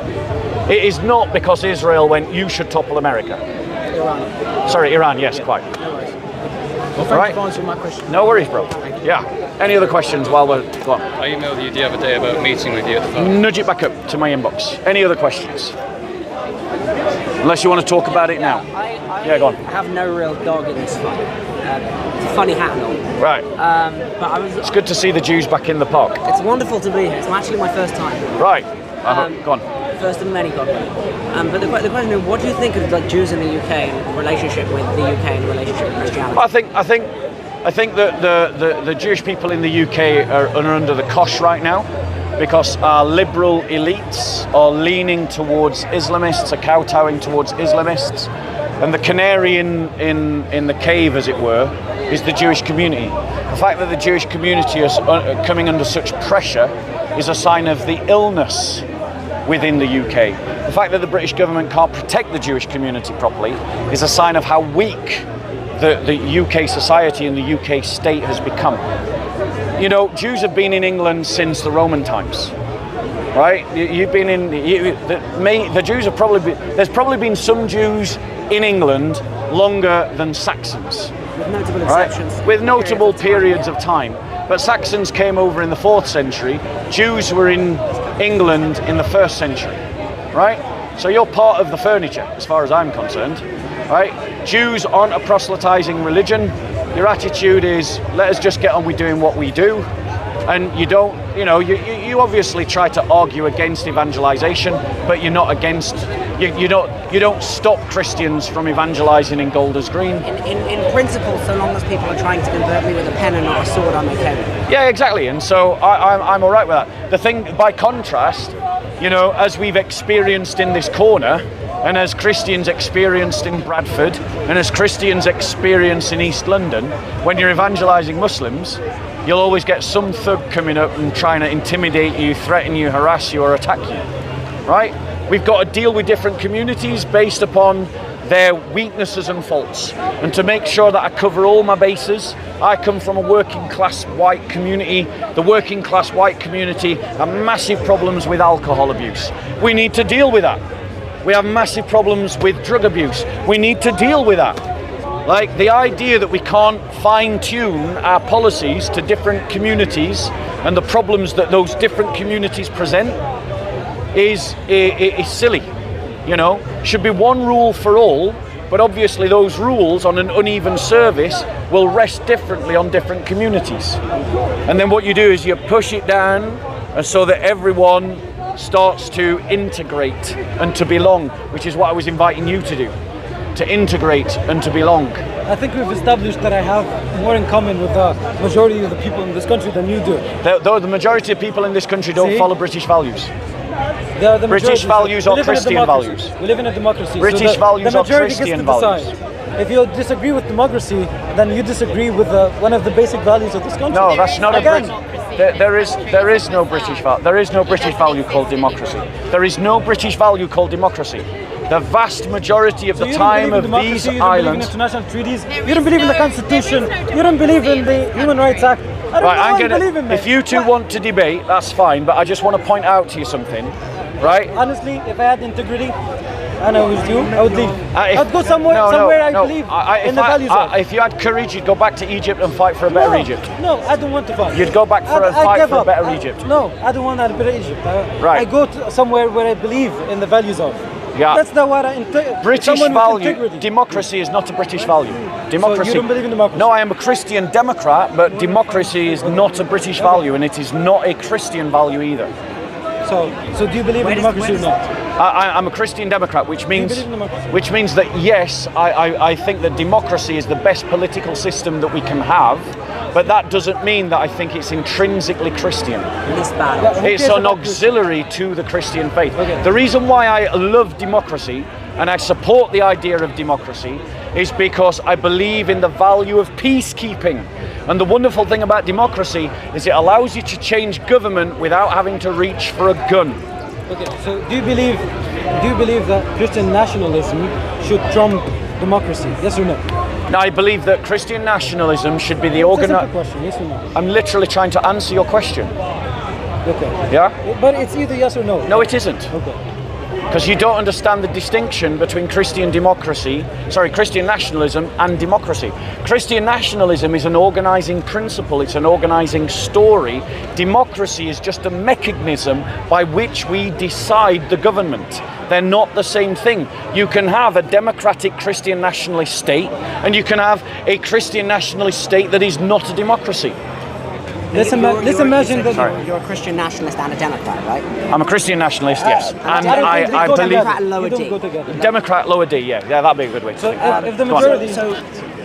If there is a conflict between the two, if there was a Britain that emerged where a majority of Brits would choose non-Christian values. Yes. And from my perspective, I'm very grateful I grew up in a Christian country. Yeah. Or in a country running on the fields of Christianity. Yeah.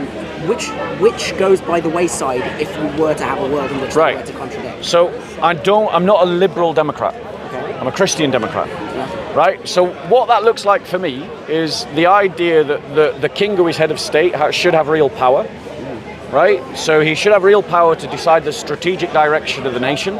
After he's made his speech that he writes, not the Prime Minister, the government and the opposition debate that about how the best way to implement his strategic vision, and then they prepare manifestos, present them to the people, and then the people choose which manifesto best they think is the best way to carry out the king's strategic vision. Fanatic way of ruling. I think You think the king should have more power? Yes. I think you may be. He's against democracy. That's what I stopped. I'm against liberal democracy. You're right. I think you may be so traditional that you're like pre-British Constitution. The British Constitution, as you know, and as he knows. Sovereignty is what I'm thinking. Yeah, but the British Constitution, as you know, is not a codified constitution, so it's a constantly evolving thing, right? So it evolved into the mess that it's in. It can evolve out of the mess that it's in, right? Just as it evolved into the mess that it's in, it can evolve out of the mess that it's in.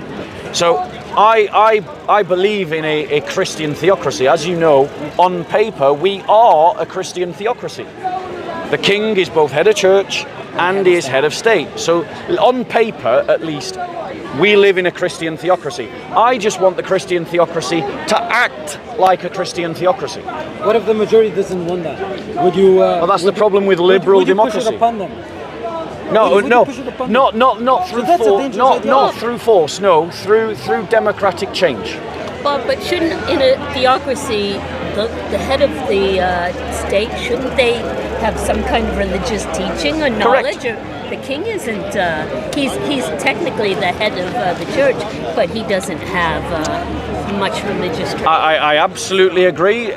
My whole vision rests upon the idea of a properly educated king who genuinely is a Christian and who genuinely is rooted in the Christian tradition. And you're absolutely right to point out that King Charles is none of those things.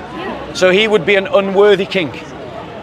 And the thing is, I am happy to have the kings replaced if they're not Christian kings. Who would decide the king? Well, I think it would need to be decided by a council of bishops. No, by a council of bishops. By a council of bishops. That would be a nightmare. It's a lunatic state. That would be a theocratical state. That would be like Iran, but just a Christian version. I'm in principle not. You live it. You've choose to. On paper, the United Kingdom is a Christian theocracy. You might not realise that. Is it really? No, not really. But on paper, it is. Constitutionally, it is. The king of the state is the king, is the head and supreme governor of the church. And we have bishops who sit in the House of Lords by right, and they get to pass judgment on the laws of England. But the House of Commons So we live in a Christian theocracy. It's just not acting like a Christian theocracy. And you're wrong again. It is not just ceremonial, because when the bishops cast a vote, it is a real vote, and in close ties, the bishops could hold the sway between the vote going one way or the other. So it's not just ceremonial. The House of Lords. The Yes. House of Commons can still go ahead with the act anyway. No, the Lords can kill a bill. But if the Commons used to pass it and they insist there is an injunction within the Commons that they can power through a bill. And this can right? do it without But like the government has to use exceptional measures to do that. Very seldom do it. Yeah. Very seldom do it. And the reason why is because that uses up parliamentary time for other things they want to get through. And the Commons respects the fact, most of the time, the vast majority of the time, that the Lords, if they're blocking a bill, are probably doing it because there's something wrong with the bill. And so my point to you is it's not just ceremonial, because in a very close vote, it might be the bishops that decide whether a bill gets passed or not. You do not know my constitution, you do not know my history, you do not know my culture, and you've been trying to lecture with me about it the entire afternoon. Would you know more or less about Egyptian history than me? If you study something, what's your point? Yeah. Oh gosh, I think I've forgotten it because you guys. I mean, you don't know because. Go on. I've just forgotten. See, when it comes back to you, right? Sorry.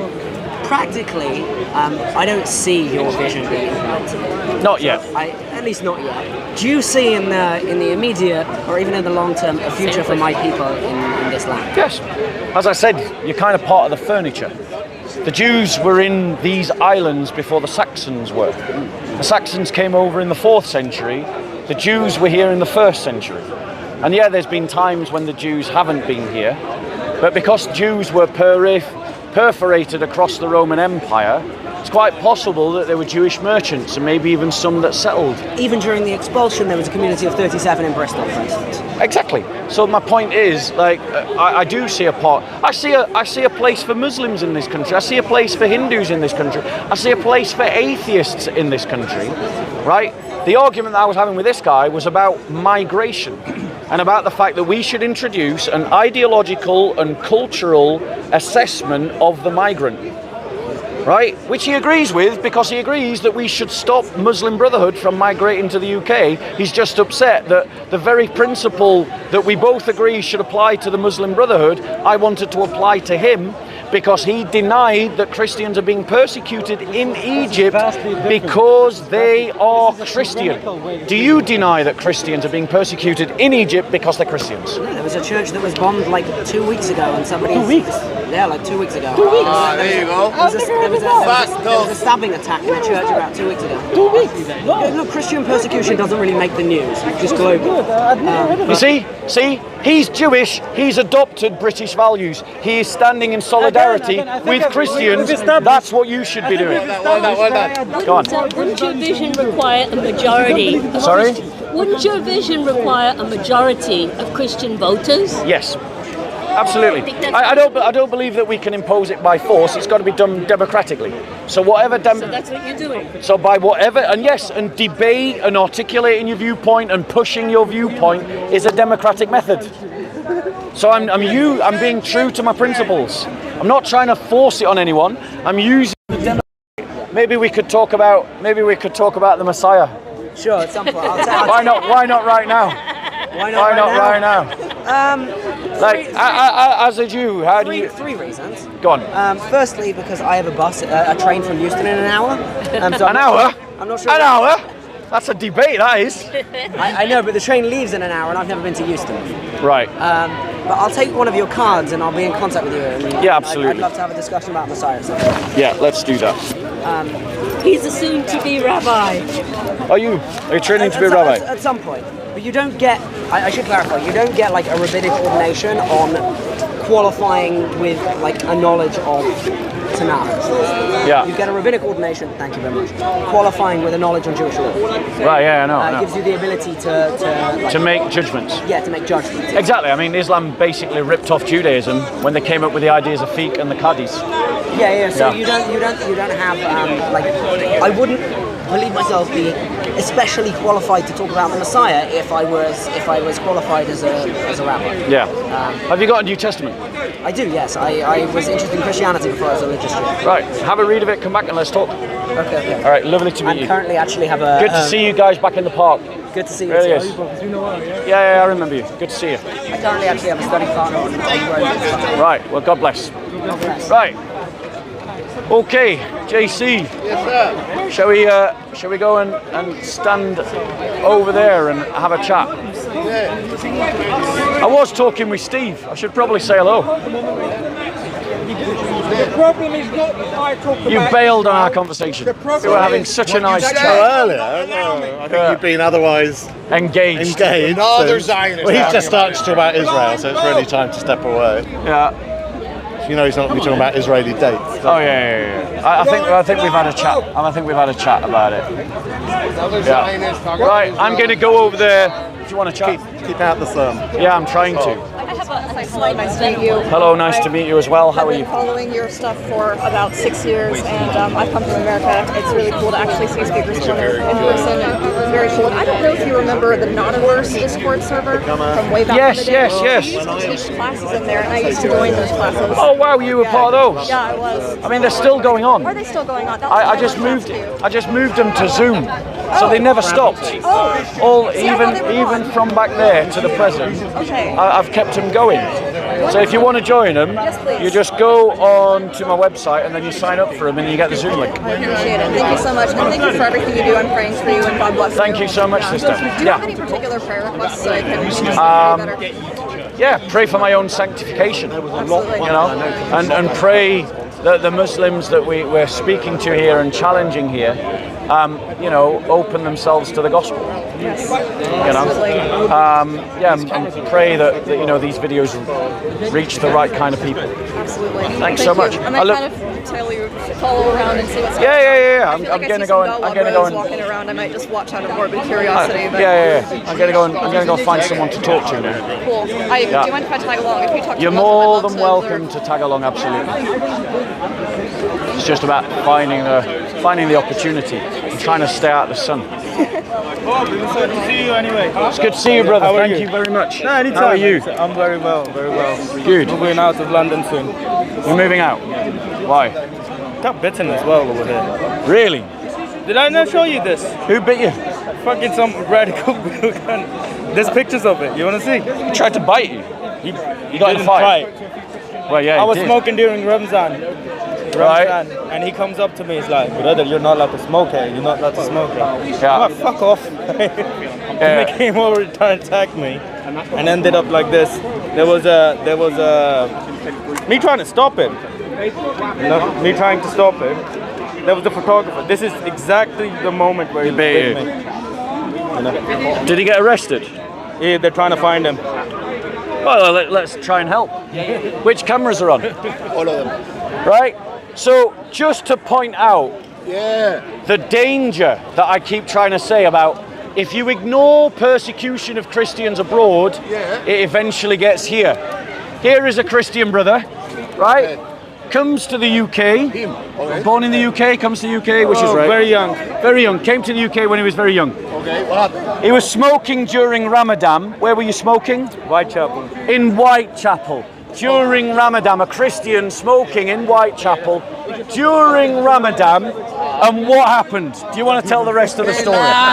Why? Well, look at this. Look at the scars.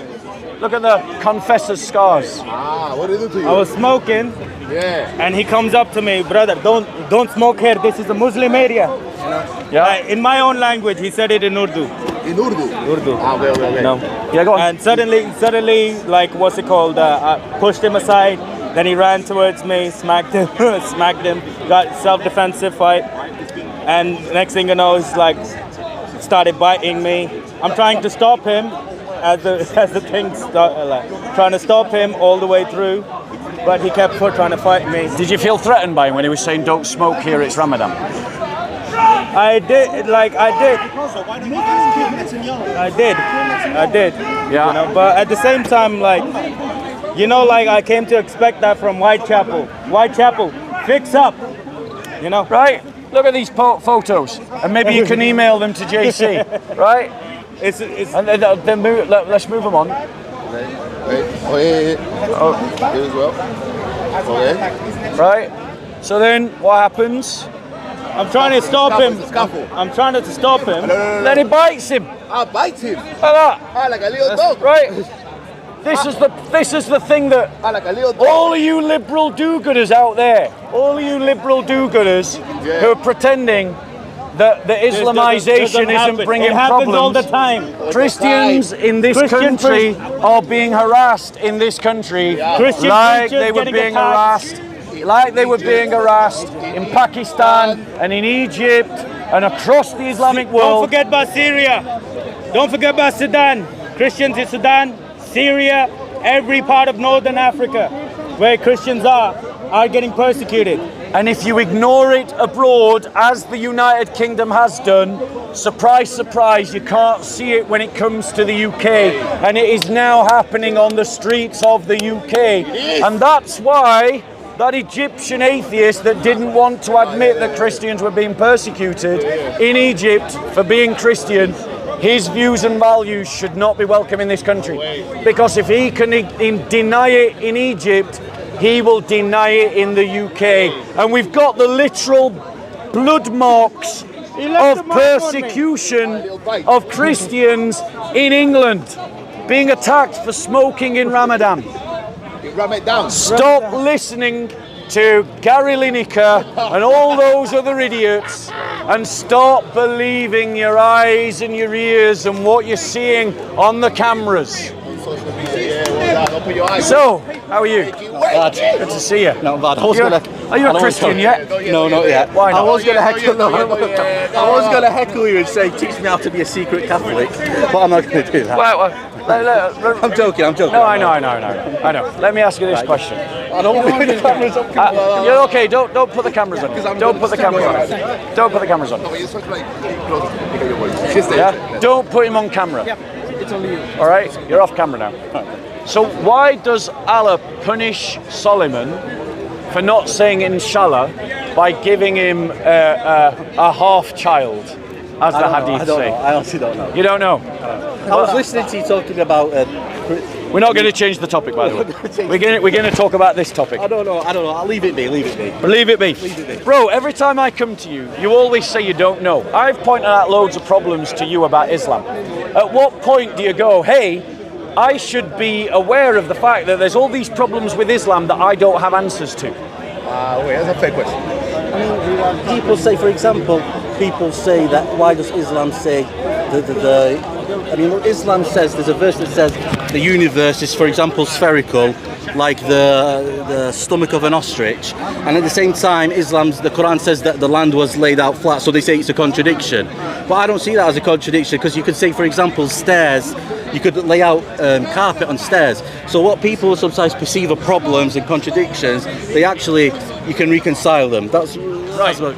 Here's the thing. Firstly, the Quran does absolutely say that the earth is flat. And as you where? I'll show you where. Fine. I'll show you where. Spread like a carpet, right? Yep. Yeah, but even spread out like a carpet, you could spread out on stairs. One second. When was the last time you saw a spherical carpet? But you could do it. It's not out of the picture. Spread out like a carpet is obviously a metaphor, isn't it? I don't know. What is the normal state of carpets? They're on the ground. Generally, they're flat. Right, but it doesn't necessarily have to be. So when it says the earth is spread out like a carpet, look at the land. What is it saying about the earth? But no, because there's another verse that says that the universe is, or the earth, or I don't know what to be honest, it's like a stomach of an ostrich. So the universe, you're taking the mick out. The universe. No, first time I hear it. Stomach of an ostrich. So the land. If you look at the land, it's laid out flat generally, but it doesn't necessarily mean that the universe is flat or the earth is flat. Right. Okay. Bro, let me just give you an example, because the point is, like, me and you've got a fairly decent rapport with one another. Yeah, we like this guy. Right. So hopefully you understand that I don't come here to this park just to be aggravating. I come here to try and reach sensible people to come to sensible conclusions. And if there are good reasons not to believe Islam, an intelligent, brave man should not believe Islam.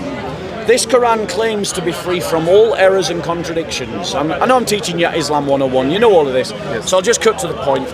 In Surah 15, Ayah 19, it says, "And the earth we have spread out like a carpet, set there on mountains, firm and immovable, and produce therein all kinds of things in due balance." Right. The first thing is, mountains are not immovable, they move. In fact, they are the very demonstration that the tectonic plates move. That's why you've got mountains. They're not immovable, they do move, they move all the time. Right? Secondly, the earth is not flat like a carpet. It's round. We know it's round. Let me get the verse that says this. Please do. Right? Zakir Naik. Zakir Naik. So carry on. Well, my point is that the Quran is saying something that is ostensibly false. It's saying that the earth is flat. The Quran is saying that it is free from contradictions, and Muslims believe that the Quran is perfect in all of its statements.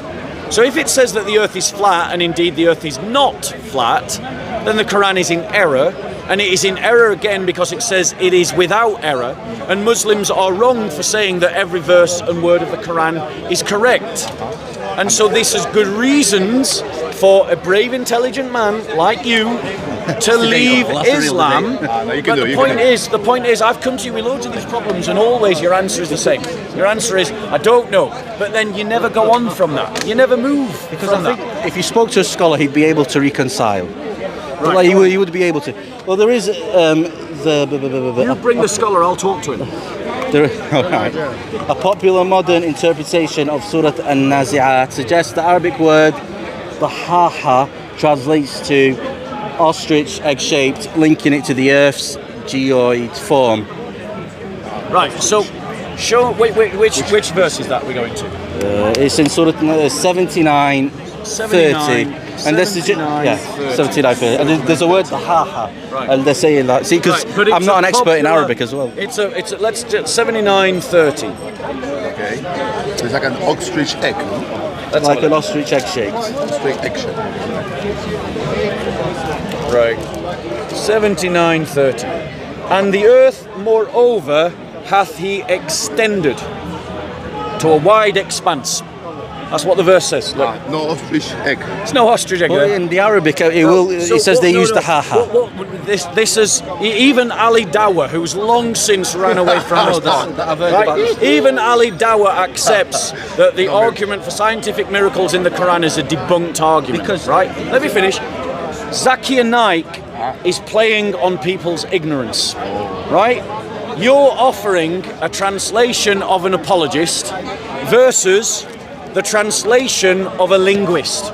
This is done by linguists from Saudi Arabia. It's produced and published by Saudi Arabia, right? And it says, the translation is, and the earth, moreover, hath he extended. There's nothing about it being round. There's nothing about it being ostrich egg-shaped. So, in other words, Zakir Naik is playing on your ignorance, right? And you're clutching at straws because you want to believe that the Quran is true. But anyways, right? All of these religions are man-made. Your religion is man-made. I'll come and talk to you in a second. Yes, Let me finish my conversation with him and then I'll come and chat with you. So serious about this. There's an error. I mean, the Arabic, the ha-ha is there. Islam, Christian, all of them. He spread it out as well. He spread it out as well. So even you're using a different translation from me. You're using the translation of Dr. Mustafa Khattab. Right? I'm using a different translation, and they both agree that it's spread out. It's not ostrich egg shaped. Well, the word is there, the ha-ha. Yes, but the translation in two different translations is not the one given by Zakir Naik. I would have to ask someone that I would have to ask someone that speaks Arabic. Well, if that is saying when it says spread out well in a round way, right? If it's in a round way, then there's no contradiction. Let me point something out to you, right? You have in effect asked two people who know Arabic well, the people that translated my translation and the people that translated your translation, and they both translated it the same way. So this, I'll go and ask someone who knows better Arabic, has already been done twice in 2 minutes. You just did it, and I just did it by looking at how they were translated. So the point is, it is spread out, but spread out like what? According to Surah 15:19, it is spread out like a carpet. Carpets are flat. Look at the land. Yeah, it's spread. The land is spread out like a carpet, but it doesn't mean that they're saying that the universe is flat, or the earth is flat. Sorry. The Quran is literally saying the earth is flat. It is saying that the earth, which is the sum total of the entire earth, right? Not some of the earth, not the bit of the earth you're looking at, but the earth, all of it is spread out like a carpet. Carpets are flat, not round, right? You can have round, flat carpets, but they're still flat. The Quran is not talking about the bit of the earth you can see, it's talking about the entire earth. Now, this wouldn't be a problem. It would not be a problem if the Quran did not claim to be free from error and contradiction. Right? You could explain it away. There is a way to reconcile it. Go on then. If the Arabic, look, if I go to an Arabic scholar, he says there was the ha-ha, it does have, it does refer to in a round manner, then there's no contradiction. Right, but the point is you've literally just done that twice. You went to a translation, wait. You went to a translation of someone who knows the Arabic better than you. I went to someone who knows the Arabic better than me, and they did not translate it the way that Zakir Naik did. Zakir Naik, as he always does, is playing on your ignorance, and he's playing on your need for the Quran to be true.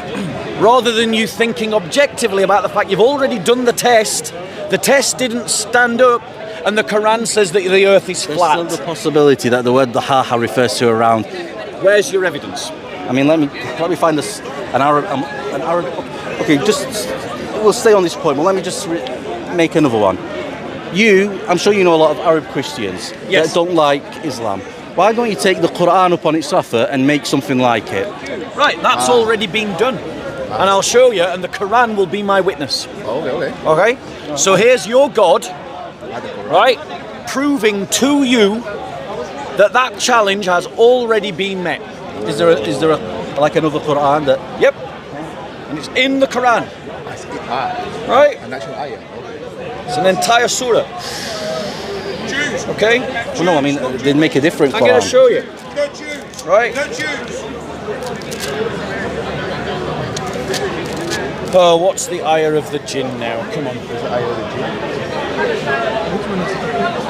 Come on, testing your Islamic Sunday school knowledge here. What's the ayah of the jinn? I'm very layman. Anybody in the chat?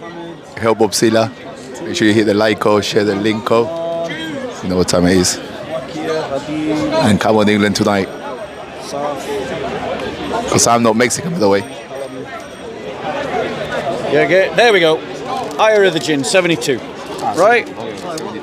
This is the ayah of the jinn. So remember, Allah says, if this were from any other than Allah, produce a surah like it. Right? The ayah of the jinn is a surah. Right? It's a surah. Right? And Allah says this. Say it has been revealed to me that a company of the jinn listened to the Quran.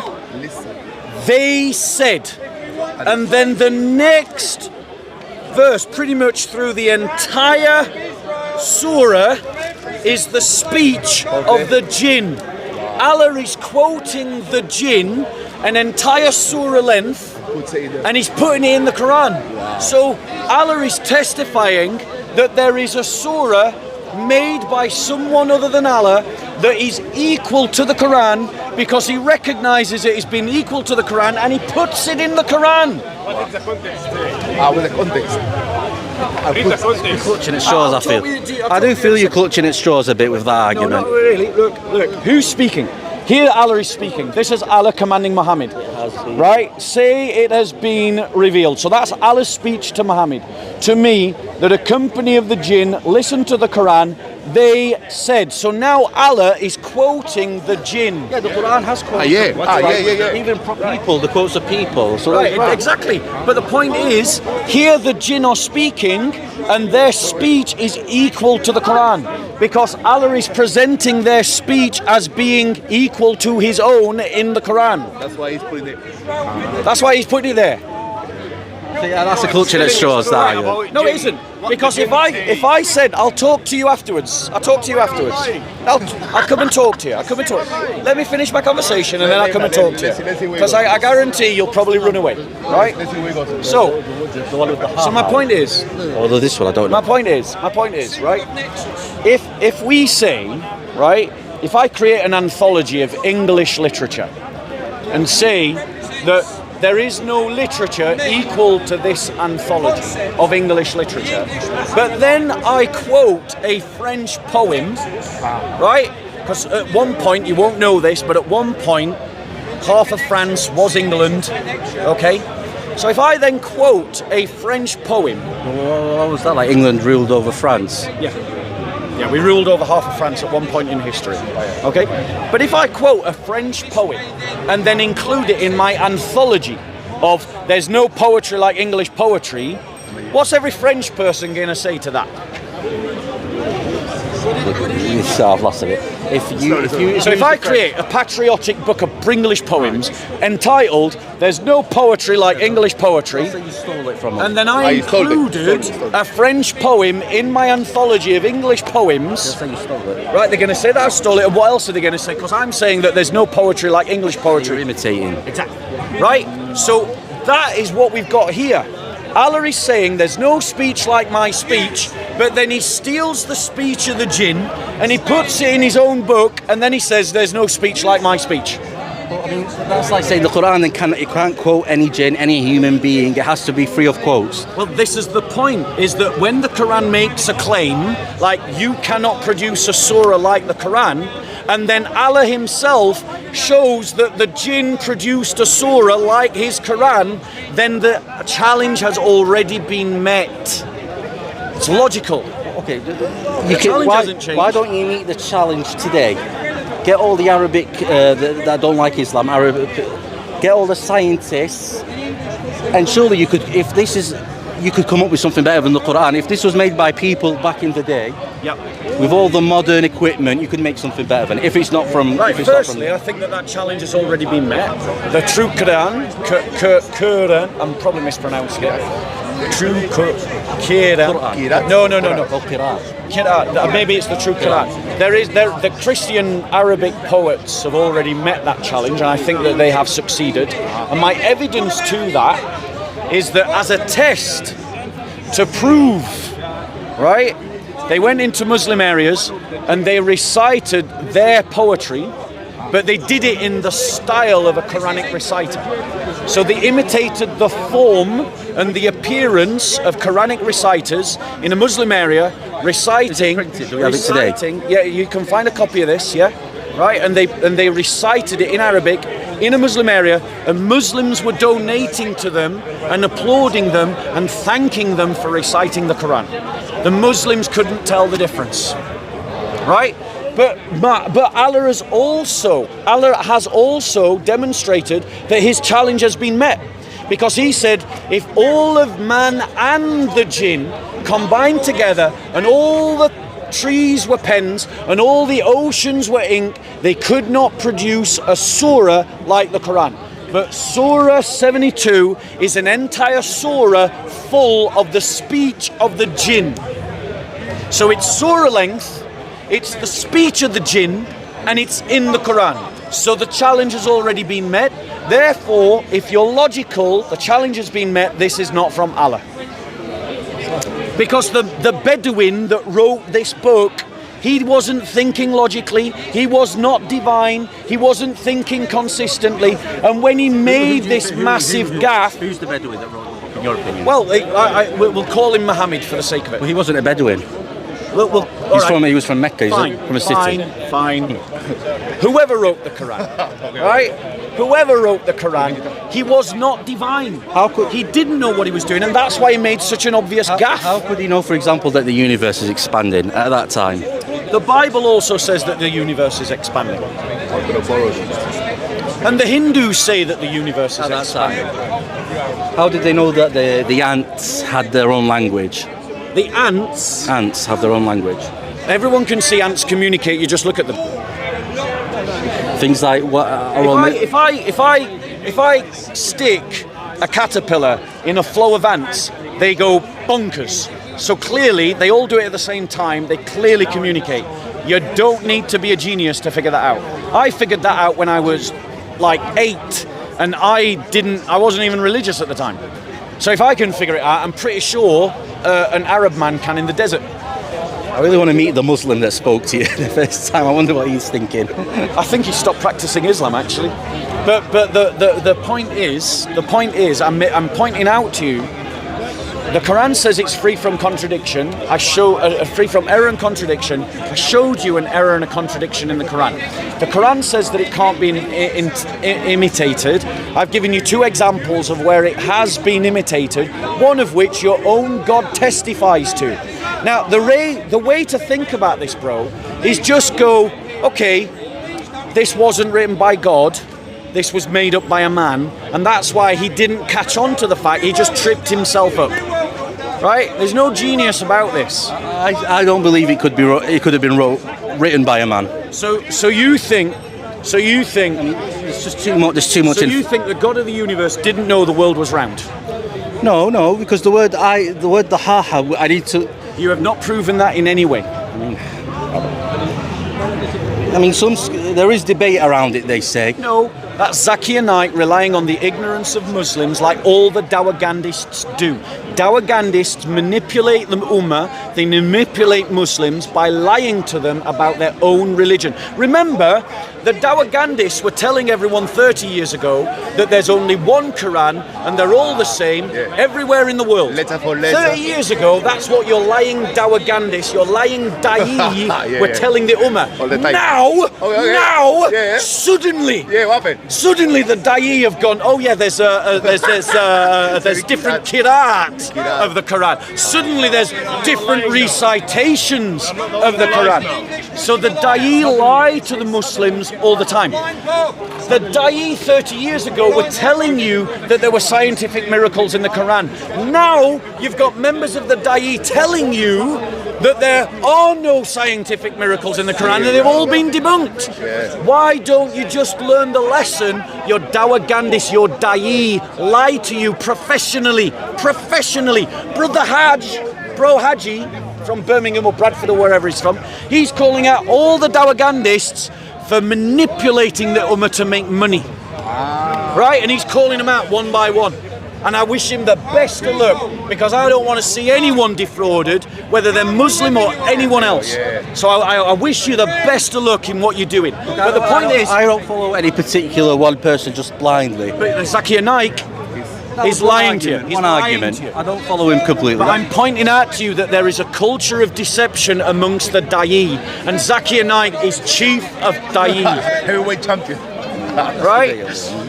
He's chief of Da'i. And we looked at two linguist interpretations of the very verse, and they both translated it the same. They just said the earth is spread out. It didn't say how, but you use, as you know, exegetically, you use the clear verses to interpret the vague verses, don't you? But does it rule out that they could that? It doesn't really completely rule out it could be in a round way. No, it does. I don't think it did. Wait 1 second. Right, they said, It just said the spread out without really. They didn't translate flatly, roundly. They just said spread out. Right. So let's be clear. The verse that you quoted just said spread out. It does not describe how. The verse that I quoted at the beginning says how. It says like a carpet. When everyone thinks what a carpet is, does it come to anyone's mind that a carpet is a sphere? No. You think of a carpet as flat. Well, you can have carpet on stairs. Right. Yes, you can have carpet on stairs. Right? So it doesn't have to be necessarily flat. Right, 1 second. Right, when you're thinking about carpets generally, the shape of carpets, what is the normative shape that comes to your mind when you think about carpets? Flat. Right. So But not only flat. Since Allah, Generally. wait 1 second. So since Allah is trying to communicate something meaningful to people, do you think it is more meaningful that he would have gone, the earth is spread out like a carpet, but what I really mean is a sphere, and doesn't say that? Or does he mean the earth is spread out like a carpet, you all think flat, and that's what I'm trying to communicate? I mean, it is spread out flat if you look at it. Right That's now. not what the Quran says. The Quran doesn't say the bit of the earth you're looking at. It says the earth. In total. Generally. So you got to deal with what Allah says, not what you want Allah to say. Allah says the earth is spread out like a carpet, not the bit of the earth that you're looking at, but the whole of the earth is spread out like a carpet. A carpet is flat, and therefore Allah is saying the world is flat, so therefore the Quran is false, and you have a good reason to stop being a Muslim. Honestly, I'll burn. That's what I worry about. I worry You'll burn if you don't come to Christ. It's Christ that is going to save you, bro, not Allah. I don't look. I said it to you before. What's the issues with becoming a Christian? What are the problems with Christianity? Trinity. Right. So what's the problem with the Trinity? Go on. I've bashed your religion for a bit. Let me give you the opportunity to bash mine. Yes. Fair is fair. It's only fair. Go on. Give it your best go. I think it's paganism. Right. We got. Yeah. Paganism. Right. What it is. Even if it was a modalist thing and you believe Jesus is that, either way it's paganism. Okay, let's deal with that first and we'll move on to your second objection. Define for me what you mean by paganism, just so we're talking about the same thing. So if you start worshipping or taking another god other than the one and truly God. Right, okay, great. I can assure you, right?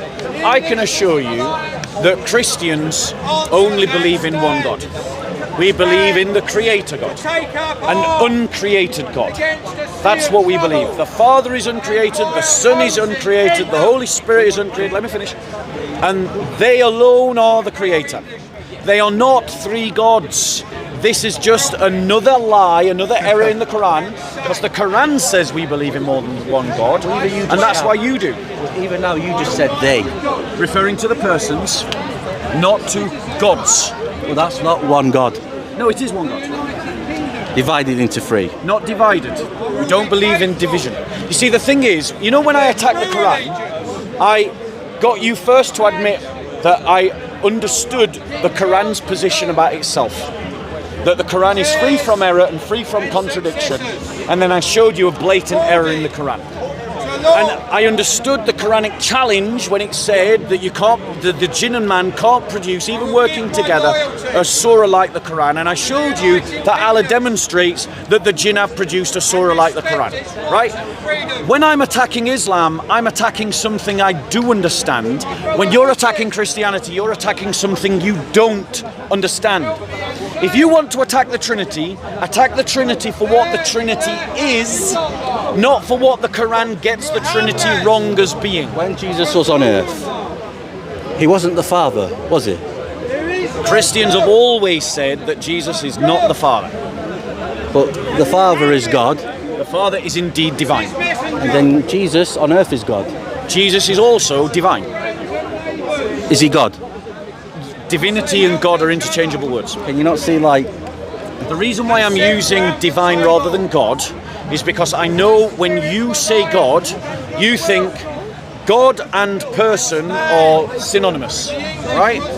So that's why I'm using the word divine, which is a synonym of God in the English language. And the reason why I'm doing that is to show that we've got three divine persons, but only one divinity, right? So only one God, right? Wasn't it a lot more simple to just believe there is only one God, full stop? That doesn't decide what is true, firstly. That doesn't decide what is true, is the first thing. And the reality is that the idea that three is one and that one is three is something that you accept all the time, right? How the space that we stand in right now.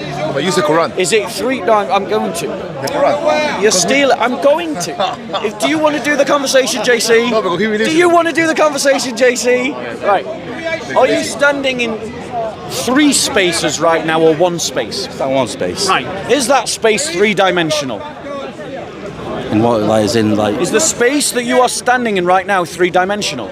Well, I don't know what that means. Right, three-dimensional is you've got the x-axis, the y-axis, and the z-axis. There's length and width. Length, width, and depth. Right. That's 3D, right, three dimensions. Right, so you're standing in a singular space that is three-dimensional.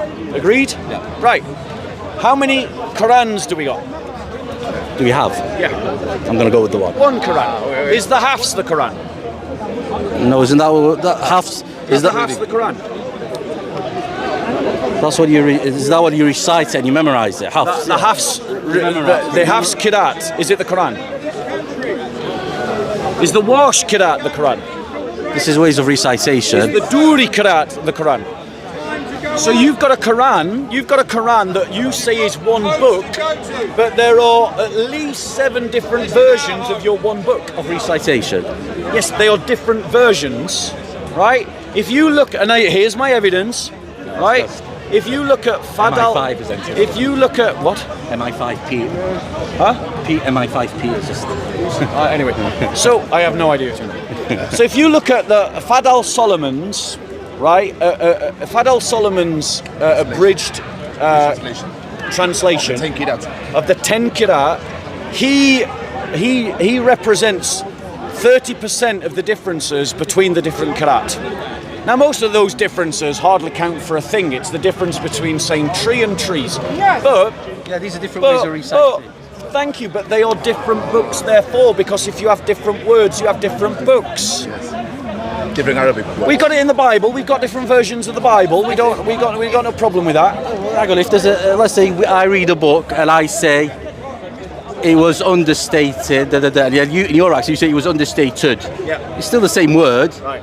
But it's just I say it in my accent, you say it in your accent. Doesn't mean the word changes. No, but there are examples in the Quran where the word actually changes. Like an example of where the Quran says those that fight in the way of Allah, and in a different qira'ah of the Quran it says those that die in the way of Allah. That's a different word.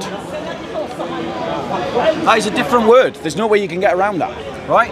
Like, I use an example to make it graspable, right? Do you watch Star Wars? Have you watched any movie? Harry Potter. Harry Potter. Oh, yeah. All right. The enemy of Star Wars. Right, I mean, Harry Potter's not a great example because there's only been one version of the movie. Star Wars. Right? But if you get Harry Potter, right, whichever one you want, The book and the movie. No. If you get Harry Potter the movie and you get the editor's cut versus the general release version, director's cut. If you get the director's cut, he's in film, so he'll be able to tell you.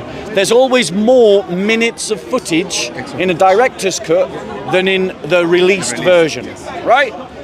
Are they the same movie? Well, yeah, they're the same movie, but with different. Yeah. So they are the same movie, but they are also different. So you can have something that is the same in one way and different in another way. Just like you have with the Quran, just like you have with three-dimensional space, and just like you have between the Father, the Son, and the Holy Spirit. So you already accept the idea that something can be one in one way and different in another way. That is not a complicated idea to grasp, and if you can apply it to Harry Potter, if you can apply it to three-dimensional space, and if you can apply it to the Quran, you can apply it to the Trinity. So be consistent. Yeah, go on. I still think it's different because, like you said, because special rules. I mean, Jesus himself worshipped the Father. So then, which one would you like? The Father didn't worship Jesus. So. Right. Firstly, you're wrong, right? Because worship means to give due honour to something. That's what I'm not. No. Again, I'll land on this point very quickly. Firstly, you're wrong. The Father does give due honour to the Son. What does he worship him? That's what worship means, to give due honour. So the Father does worship the Son in the Bible.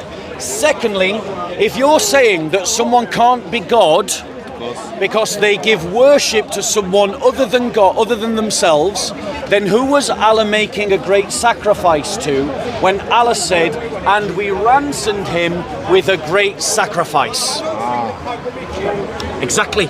No Muslim does. But Allah said it. Allah said, we ransomed the son of Abraham by a great sacrifice. A sacrifice is an offering you give to someone else. So who was Allah offering the lamb to?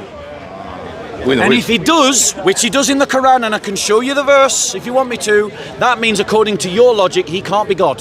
So when are you going to abandon Islam and become a Christian?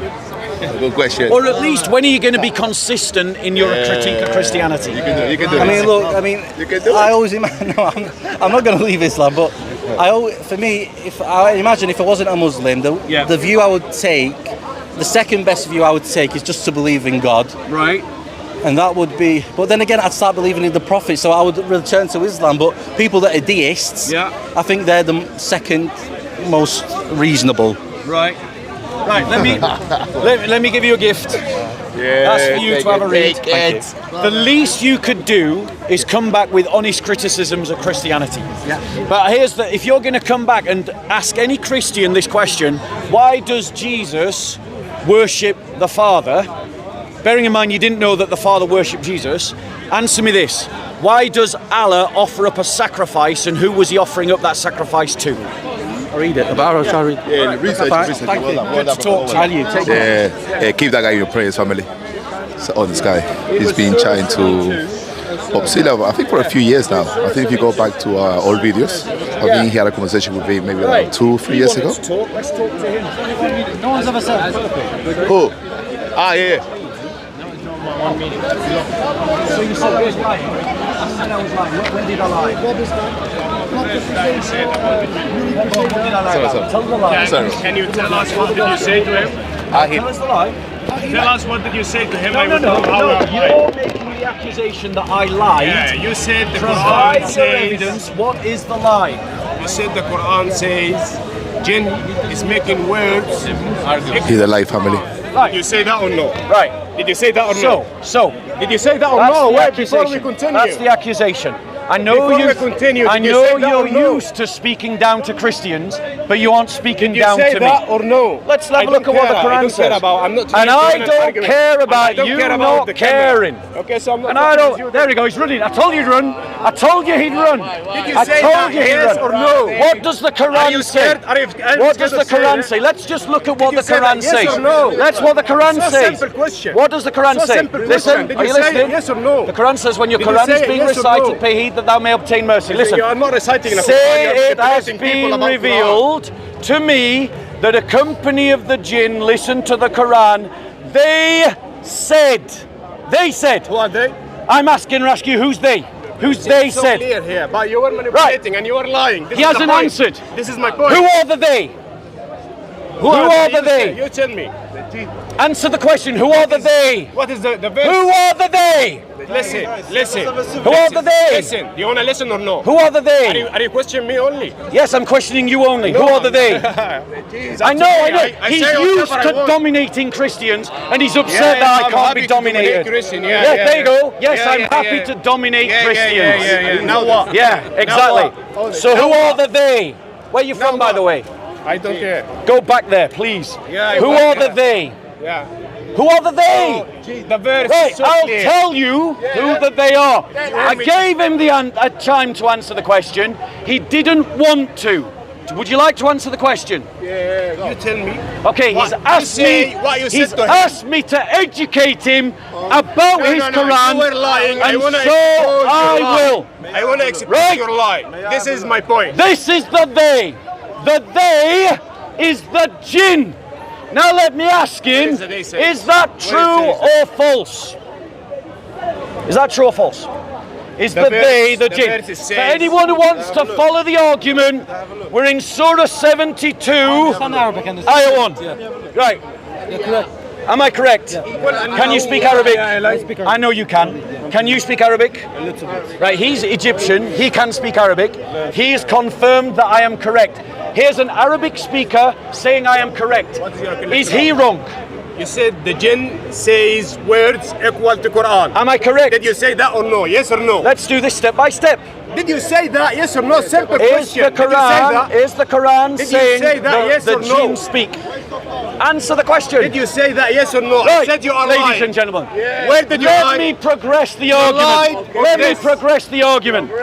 He said the The jinn says speak words in Surah equal to 72. Quran. The surah is not saying that. The Quran He's lying. says that if man and jinn gathered together and all the trees were pens and all the oceans were ink, that they couldn't produce a surah like the Quran. Doesn't say that. This verse doesn't Surah say that. 72, still lying. Surah He's still 72 is a surah of the Quran. And the Quran says that Allah is quoting the jinn. So Allah is saying that the speech of the jinn is equal to his own speech. Now explain where the lie is. Yeah, you are lying. Why? It's not equal. The verse No, says, why is that a lie? The verse says, What did I say the that was a verse lie? says- What was Let the me say? speak. Let me speak. You didn't say that when he was shouting. Let me speak. You said. What was you the lie? said The jinn. What was the lie? The jinn, I'm talking. What was the lie? You want me to speak? Did you shout while I was talking? Oh, suddenly it's wrong. I know I don't care. Let's go away, go away. So, what was the lie? You want to listen? What was the lie? You want to listen or Tell not? me the lie. You are saying. Would you like to do it timed? Would you like to do it where you don't interrupt me and I don't interrupt? Did he interrupt me continuously when I was I speaking? didn't interrupt. Yes, he No, did. I didn't interrupt. Why are you lying? No, you are There the you're liar. lying. You are the liar. We've got you on No, no, camera. you are the liar. You're on camera. Let me speak then. Right, go on. I'm going to be quiet for a minute. He's going to tell you where I lied. Go on. You said the jinn in the Quran the jinn says words equal to Quran. This is what you said. This is lie. The verse says, قُلْ إِنَّهُ أُوحِيَ إِلَيَّ. Let me read it. It's my book. Let me read it. You want me to speak about it or no? Get your own. Okay, I get it. You can read it. What does the Arabic say? What does the Arabic say? Say that it has been revealed to us that we listen to a group of jinn that we have listened to wonders. Thank you. So he's just said what I've said. Yeah. Pull it up in your own book. I'm not your. I'm not your book, man. Say the verse say that the God is talking to the prophet. To Muhammad? To Muhammad. And then say what? It is revealed. It is revealed Go on. that one of the jinn said what? Heard the Quran. Yeah. They heard the Quran. And then what? Ajaba. And then what? Quran good. This is what the verse says. No, he cut off the verse. It doesn't it say says, jinn and then words they said. They said. You are lying. So the jinn are speaking. And in the rest of the surah, Allah is quoting the jinn. And the surah is a surah length of the speech of the jinn. So the jinn have spoken a surah's worth of speech that are equal to the Quran because they are in the Quran. Where's the lie? Where's the lie? What did I lie? It's making words equal to Quran. Yes, and where are those words found? Does the verse say that? That's a different Where are the words found? Where are the words of the jinn found? Where are the words of the jinn found? So it says. Where are the words of the jinn found? Speak to him. Speak to the camera. Let the camera. Where are the words of the jinn found? Where? Where are they found? Where are they found? You are lying. Where are they found? You are just lying. Notice, again, you have a weak he faith. doesn't want to answer the question. That's why. Then show to the people why it's weak. Show to us why it's weak. I just no, did. you didn't. I just All did. you did is an ad hominem. All you did is say I was a liar. You didn't say that when he was shouting. Be quiet. Now, ladies and gentlemen, if Allah quotes the jinn, whose words are in the Quran? The jinn's words by Allah's quote. Right? So why is Allah quoting the jinn in his book at a surah's length? Why? Because they are equal to his honor. They are equal to his words. They carry his message. They carry his truth. That's why Allah quotes them, and that's why they're in the Quran. Liar. So Allah testifies. Allah testifies. Why you lie? Where's the lie? Why you lie? What was the lie? If your book is distorted. What was the lie in what I said? You are lying. Because What was the lie in what I said? You said the jinn is making words equal to Quran. The verse doesn't say that. You are lying. I never said that. You did say that. No, I did not say the verse said that. Listen carefully and your mind learns Did you say something. that? No. I'm correcting you right now. I did not say that. What I said was, I did not say I'll that. repeat my argument. When I wrote the translation. I'll repeat my argument because he did not listen the first time. No, I heard you. And he did not listen the second time. And he did not listen the third time, ladies and gentlemen. He is a liar, ladies and gentlemen. What did I lie about? You lied about everything. There we go. No argument. No argument. What is your problem with the verse? Here's the argument. What's wrong with the verse? Try to keep up. Step one of the argument, Allah says that his words cannot be compared to anyone else's words, and no one can make words equal to his words. Are we all agreed that's what Allah said? Right. That's good. What's your next In Surah, point 2. You are a liar. Allah, in Surah 72, quotes at length the speech of the jinn. True or false? You are a liar. What? False. He says it's false. He said it's false. You want to know why false? Let me quote the verse.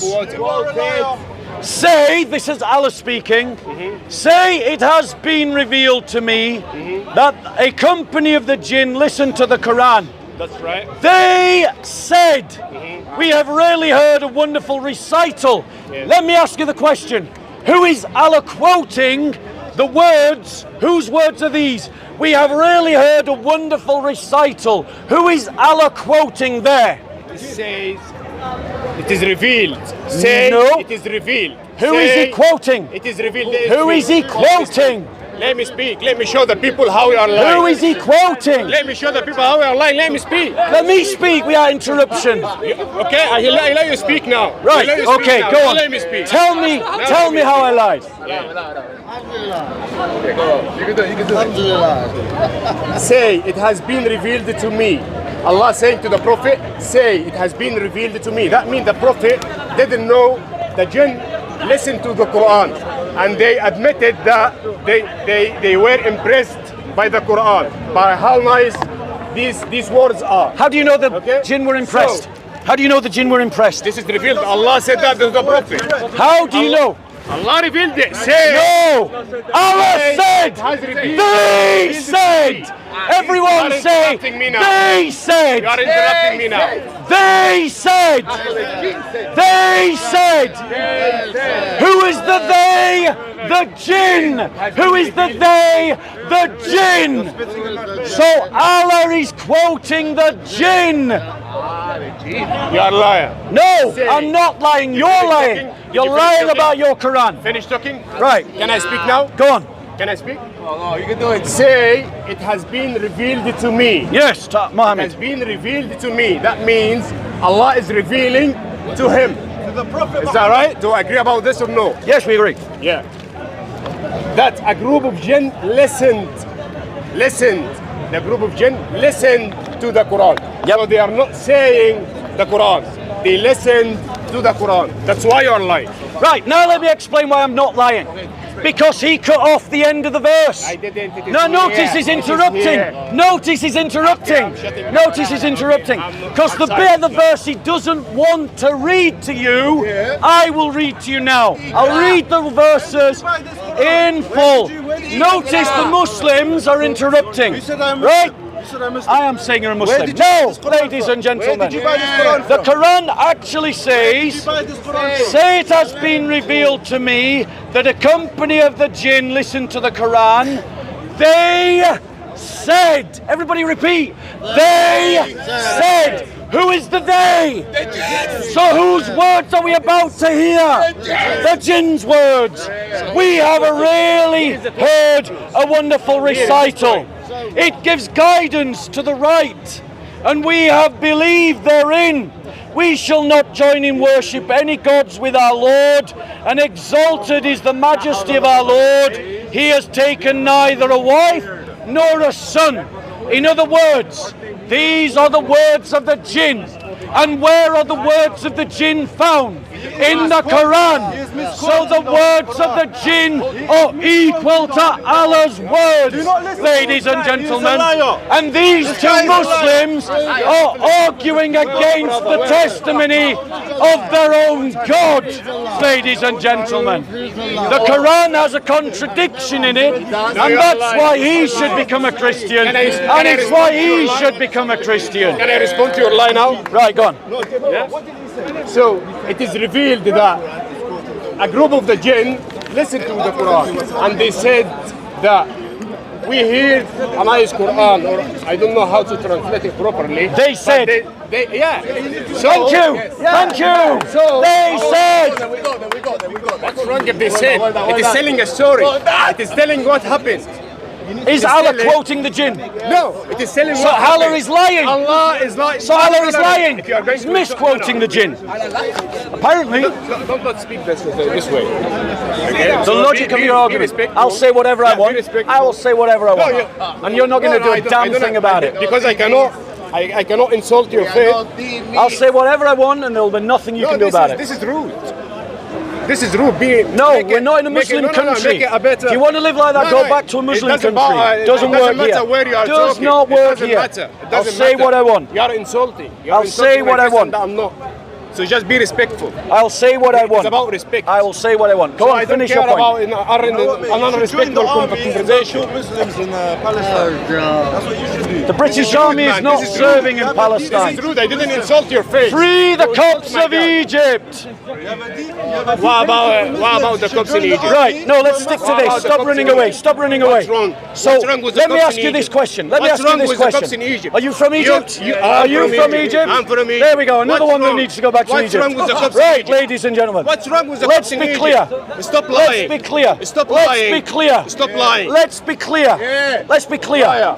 The Quran, he's saying that the Quran, Allah is not quoting the jinn. So let me ask you this. If Allah is not quoting the jinn, Allah is telling you was what he the jinn wrong? says. Was he in error? Allah is Or telling you what was the he jinn says. lying? What's wrong with Or that? when he said they said? What's wrong Did with you that? did you hear the question?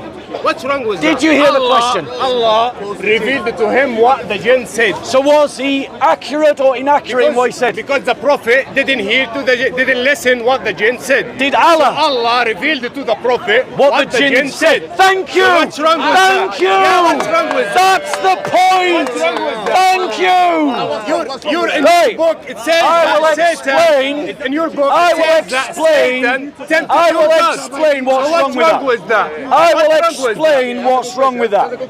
I will explain. He's not going to I answer will it because he's not explain sincere. what's wrong with that. He's Right. just lying. That's it. He's This is the just point. admitted This is his problem. that Allah is recording the words of the jinn. So Allah is recording the words of the jinn in his book.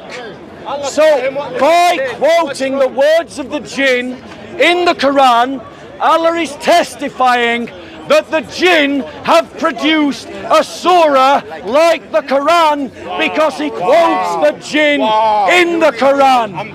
Thank you very much. How did you go to that?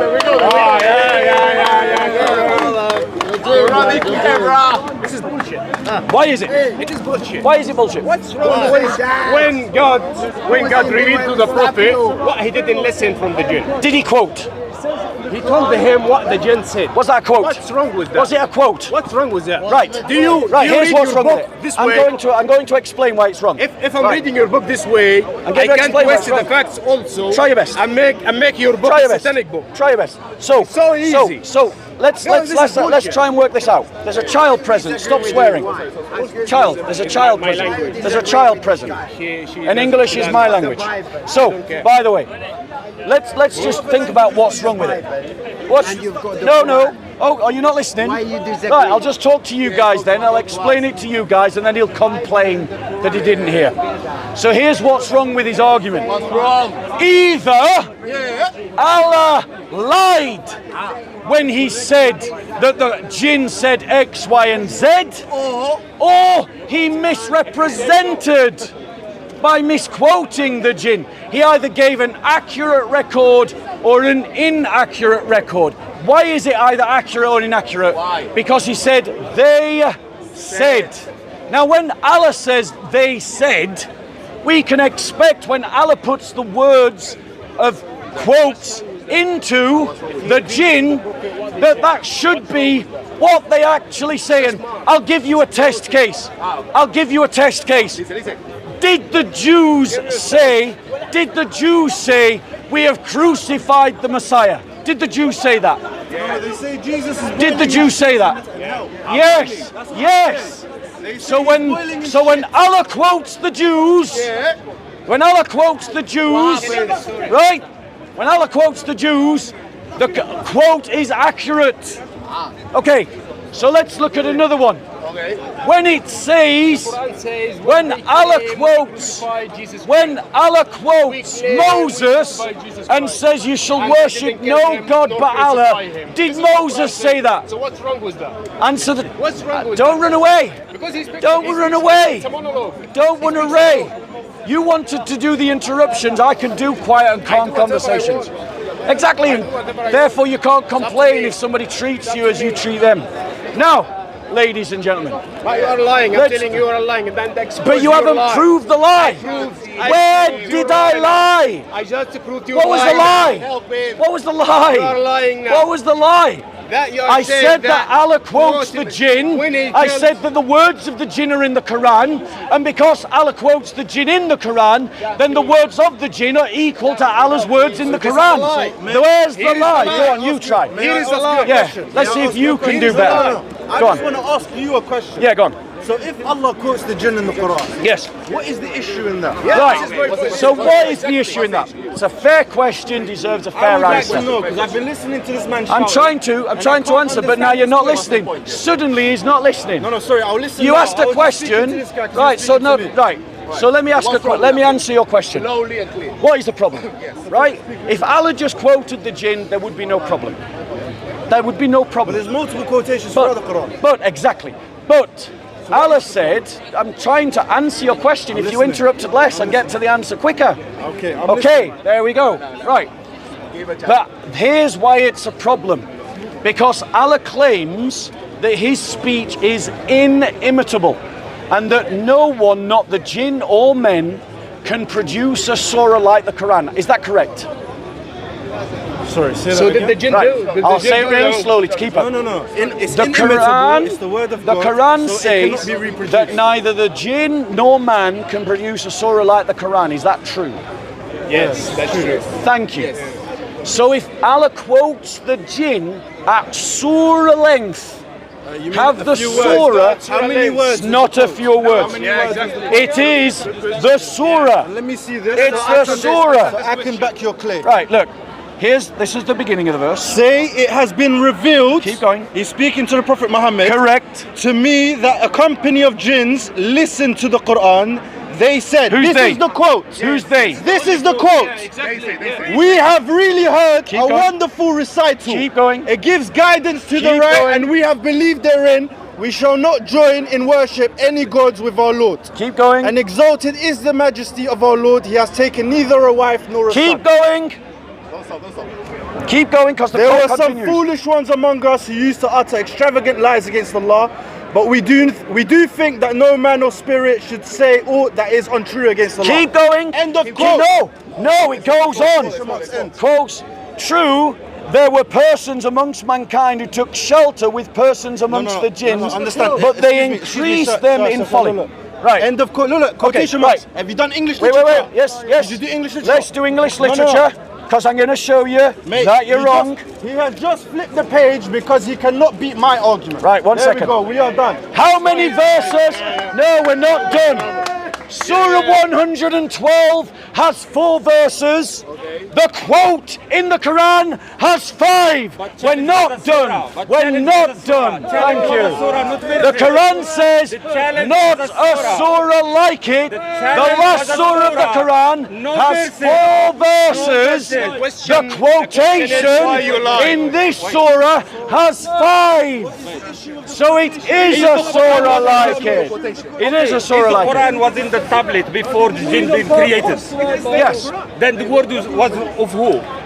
Well, this is the problem. Do you believe? No. Yes. Was in the tablet. Right. Before jinn created. Yes. Plus, the Prophet Muhammad sallallahu alaihi wasallam, he said in every ummah there is an inspired person in every ummah. Can be from jinn, can be from human. Now, if that jinn is inspired, was inspired by who? Right, ladies and gentlemen. Where is the evidence that this jinn was inspired by Allah? Prophet Muhammad sallallahu alaihi wasallam, he said in every ummah there is an inspired one. But where does that prove that this jinn who was speaking was inspired by Allah? Okay, where is the proof that he was not inspired? Right, I'll give you that proof. Okay, show me. I'll give you that proof. I'll give you that proof. When Allah quotes Moses, does he declare Moses a prophet? Yes, he does. When Allah quotes Abraham, does he call him a prophet? Yes, he does. When Allah quotes Muhammad, does he call him a prophet? Does he say that this jinn is a prophet? There's no need to. Does Allah quote the Pharaoh? There's no need to. Is the Pharaoh a prophet? Thank you very much. So Allah quotes those who are not prophets, and those that he quotes as prophets, he declares as prophets. Look how he twists the hadith of the Prophet. Look how he twists the hadith of the Prophet Muhammad sallallahu alaihi wasallam. Prophet Muhammad sallallahu alaihi wasallam, he said, in every ummah, a man. He didn't see the Prophet. Stop lying. Stop lying. Every ummah of man. Sorry, every ummah of man. Yeah. Did I hear you right? But he didn't say, why you see the Prophet? Did I hear you right? Did you say every ummah of man? Why you lie? Did I hear you say? Why you lie? Stop a minute, I want a clarification. Did you say every ummah of man? Yes, he's a right. Listen to what he said. His argument depends upon the words every ummah of man. Or the jinn. Or the jinn man. He said ummah. You said every ummah of man. I just had you to clarify that. You just clarified it was ummah of man. No. Are you misquoting yourself? Are you misquoting yourself? He said ummah. Every You said ummah. ummah of man. Every ummah. You said ummah I of asked man. you to clarify that, No, I Sam. didn't You hear said properly. yes. I didn't It's on hear camera. properly. I didn't hear you Fair properly. enough. Fair enough. Right, ladies and gentlemen. But Sam's introduced another problem to Islam. Because the Muslims they believe in an eternal tablet. How does a rock have the eternal quality? How can you have an uncreated tablet? What do you mean? How can you have a tablet that's uncreated? How can you? What's a tablet, Sam? Look how he twisted again. What's a tablet, Look how Sam? he twisted again. What's a tablet? Look how he twisted. What's a tablet? Answer my question. When the Prophet Muhammad sallallahu alaihi wasallam, he said in every ummah, okay, there is an inspired person. Yes. Okay. Yes. That jinn who they quote, they can be inspired. If they are inspired, they're inspired by who? Right. But the point is, you have no proof that they were inspired. Can you answer me? And you have no proof that they were not inspired. You agree? No. You agree? No. I have evidence. I disagree with you. I have evidence. I have evidence. Okay. Because there is a pattern in the Quran that when Allah is quoting his prophets, he identifies them as prophets, because we know he also quotes Pharaoh, and he quotes the enemies of Abraham, and he quotes and the Pharaoh enemies looked of at Jesus. himself, and Pharaoh was not a prophet. So wait. So his logic is, so were the Jews inspired by saying that they crucified the Messiah? Were they inspired? Some were they inspired? Were they inspired? Where is the proof that the jinn were inspired? Where is the proof they were not? I'm trying to lay it out for you, but you're shouting like a madman. Where is the word Right, here's the argument. Here's the argument. The argument is this. Allah quotes people that are inspired. Allah quotes people that are not inspired. He quotes the enemies of Moses. He quotes the enemies of Jesus. He quotes the enemies of Abraham. But, ladies and gentlemen, ladies and gentlemen, is inspired now. when he is quoting his prophets, he identifies them as prophets. He is quoting the jinn, and he does not identify them as prophets, ladies and gentlemen.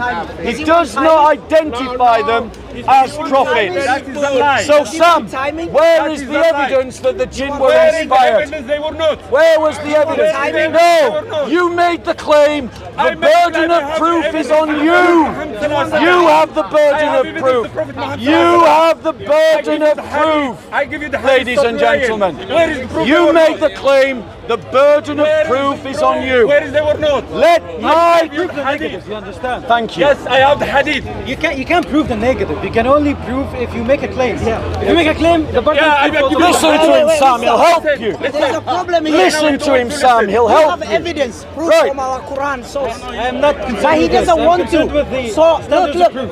I You can have a say right to to you, prove things. If you make a prove claim- it to me that Jesus Okay. is God. I'm not going to believe your Why Bible. are you telling me No, that? I'm just saying Right, example. go on, make a point. So you make no Let sense. him know he is We making have sense. evidence. He is You have making your sense. own evidence. We have our No, own evidence. he's made a valid You point. understand now? You cannot prove the Is that negative. clear? Listen, I'm not taking You're any not part. making Just saying- sense. Okay, You're prove not it to me making that sense. Elijah No. revived a dead person. Trying to change Elijah the subject. revived I'm not taking Elijah sides. revived a He's dead just trying to have made a claim that the jinn was inspired, and you have provided zero evidence for the claim that the jinn was inspired, Sam. The burden of proof is on you, ladies and gentlemen. To my claims, not to your claim. My claim. What was my claim, Sam? What was my claim, Sam? What was my claim, Sam? What was my claim, Sam? What was my claim, Sam? What was my claim, Sam? What was my claim, Sam? I'll come to you in a second. What was my claim, Sam? No. What was my claim, Sam? Can you admit you don't know what my claim was? You said where is What was my claim? What was my claim? Where is the evidence that they were the jinn, they were inspired? No, that's not my claim, Sam. You're not keeping up with the argument. And now that we've demonstrated you weren't keeping up with the argument, now I'll talk to him. So let me introduce you to the argument that we're having. Let me introduce you to the argument that we're having. Okay? Now you have evidence. Right? Sam, you said talk to him, and now you're interrupting me. Sam, shall I talk to you or talk to him? Right, shut up. Now, okay. Monologue or what? So, what do you want? No. Sam, you can't follow the argument. Let me explain it step by step. And no. You keep shouting, so now I'm going to talk to you. The Quran claims, listen Muslim cameras and listen all you Muslim watchers, right? And watch on Soko Films how these channels edit this bit of dialogue, and you'll see how the Dawah-Gandhists are lying to you Muslims. Because the Quran makes a claim, that is imitable, cannot be imitated. And yet Allah is quoting the jinn at surah length, 5 verses continuously. Surah 112 only has 4 verses, and Allah quotes the jinn for 5 continual verses, which means that it is surah length, ladies and gentlemen.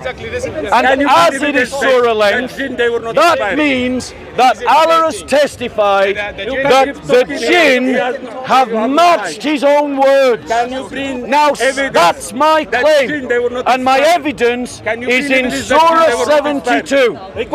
Sam's argument is that the jinn was inspired. By the way, his argument was better than your argument. No, ladies and gentlemen, his argument was better. He did a better job than you. You should let him teach you. No, Sam's argument was that the jinn are inspired. Fine, that's his claim. But the burden of proof is now on Sam to prove that the jinn speaking here are inspired. So show me your evidence, Sam. Go on. Okay, show me evidence that they were not inspired. No, you made the claim. The burden of proof is on you. Okay, what's your question? I told you the hadith of the Prophet Muhammad sallallahu alaihi wasallam. He said, in every ummah there is a person inspired. Can you bring it up so we can see it? Can we bring it up? Can you bring for me? Can we bring it up? Wait, behind this verse. I don't know if you know it, but in this verse, jinn are supposed to be going up to the heavens, listening to some of the prophecies, and they will come back to earth. Tell everybody what would happen in the future. And they say at some point we were able to sit there and take seats and listen, and then at some point we couldn't do that anymore. So I think what they're listening to, according to the Quran's account, is not Quran, but prophecies of the future. What would happen in the future? No, it definitely says, look, it says, there is also to me, a company of jinns listen to the Quran. So I understand what you're saying. No, it doesn't say Quran here. Like even in Arabic, it doesn't say Quran. Fine. We know that they had the brackets. What does it say? Wonders. Listening to wonders. And in another verse, so you're saying the tasfir is wrong. Look, you guys should listen to him. He's an atheist, and he's doing a better job than you lot. Okay, why? What did he say? Because I also read the Quran. No, he's not atheist, he's a Christian. Oh, atheist. I talked to him before. Are you an atheist or a Christian? I talked to him before. Dawah-Gandhists lying again. Say it. Dawah-Gandhists lying again. Jesus is not God. Now say Muhammad's not a prophet. The Holy Spirit is not God. There you go. Say, wait. Say the Holy Spirit is not God. Holy Spirit is not God. He's an atheist, bro. I'm not Christian. I'm not Christian. Why one there you go. came here and you Now ask him where he's from. Now ask him where he's from. He's from Egypt. I'm just making Now ask him what family he's from. Ex-Christian. He's an ex-Muslim. Ex-Christian. Ex-Muslim. No, ex-Christian. Were you ex-Muslim or ex-Christian? Ex-Christian. Ex-Muslim. Ex-Muslim. When did you leave? Ex-Muslim. Wait, I like this topic. No. We're talking. This is my camera. Are you scared? You go and have that conversation over there. He's scared. Right. He's scared. Right. But so again, right. I'm talking about this from my... No. He wants to use our cameras to have his conversation. No, that's not happening. So Right. I'm talking about this from a neutral grounds, right? Bob So, but is I studied scared. this before Yeah, I Bob, go on I'm the decision asking of the becoming same an atheist. question. So according to my Show studies, me where Satan was one inspired. second, please. Because He's in not the listening. Bible, He's just pandering to the Satan is camera. He's speaking. got his microphone. The He's gents doing at some his point, inspired at some Shall we point- go away and talk over there? He doesn't Yeah. want I'll debate you. I'll come back. I'll come back. Because he was talking and you didn't want to listen. He accepted. Let me come back to you. Let me come back to you. Right. So no, we'll stay, but we're staying on this topic. We're staying on this topic. We're staying on this topic. So here's the argument. No, Sam, I'm either debating you or I'm debating him. Right, I'll continue to debate Sam. Go on, Sam. Go on, Sam. You ask me a question. Yeah, that's fine. Yes, if I ask you a question, I should listen to the answer. Go on. I'd like to see it, the hadith, please. I'm bringing for you from the Quran as well. وإن من أمتي do you want that verse? I have it here. Chapter, do you want the verse? Yeah, can you bring? Yeah, bro, I believe you. I believe what you're saying. Honestly, I'm not disputing what you're saying. No, it's fine. I'm being neutral here. I know, I'm not taking sides. I appreciate that. I genuinely appreciate that. Yeah, and I accept what you're saying.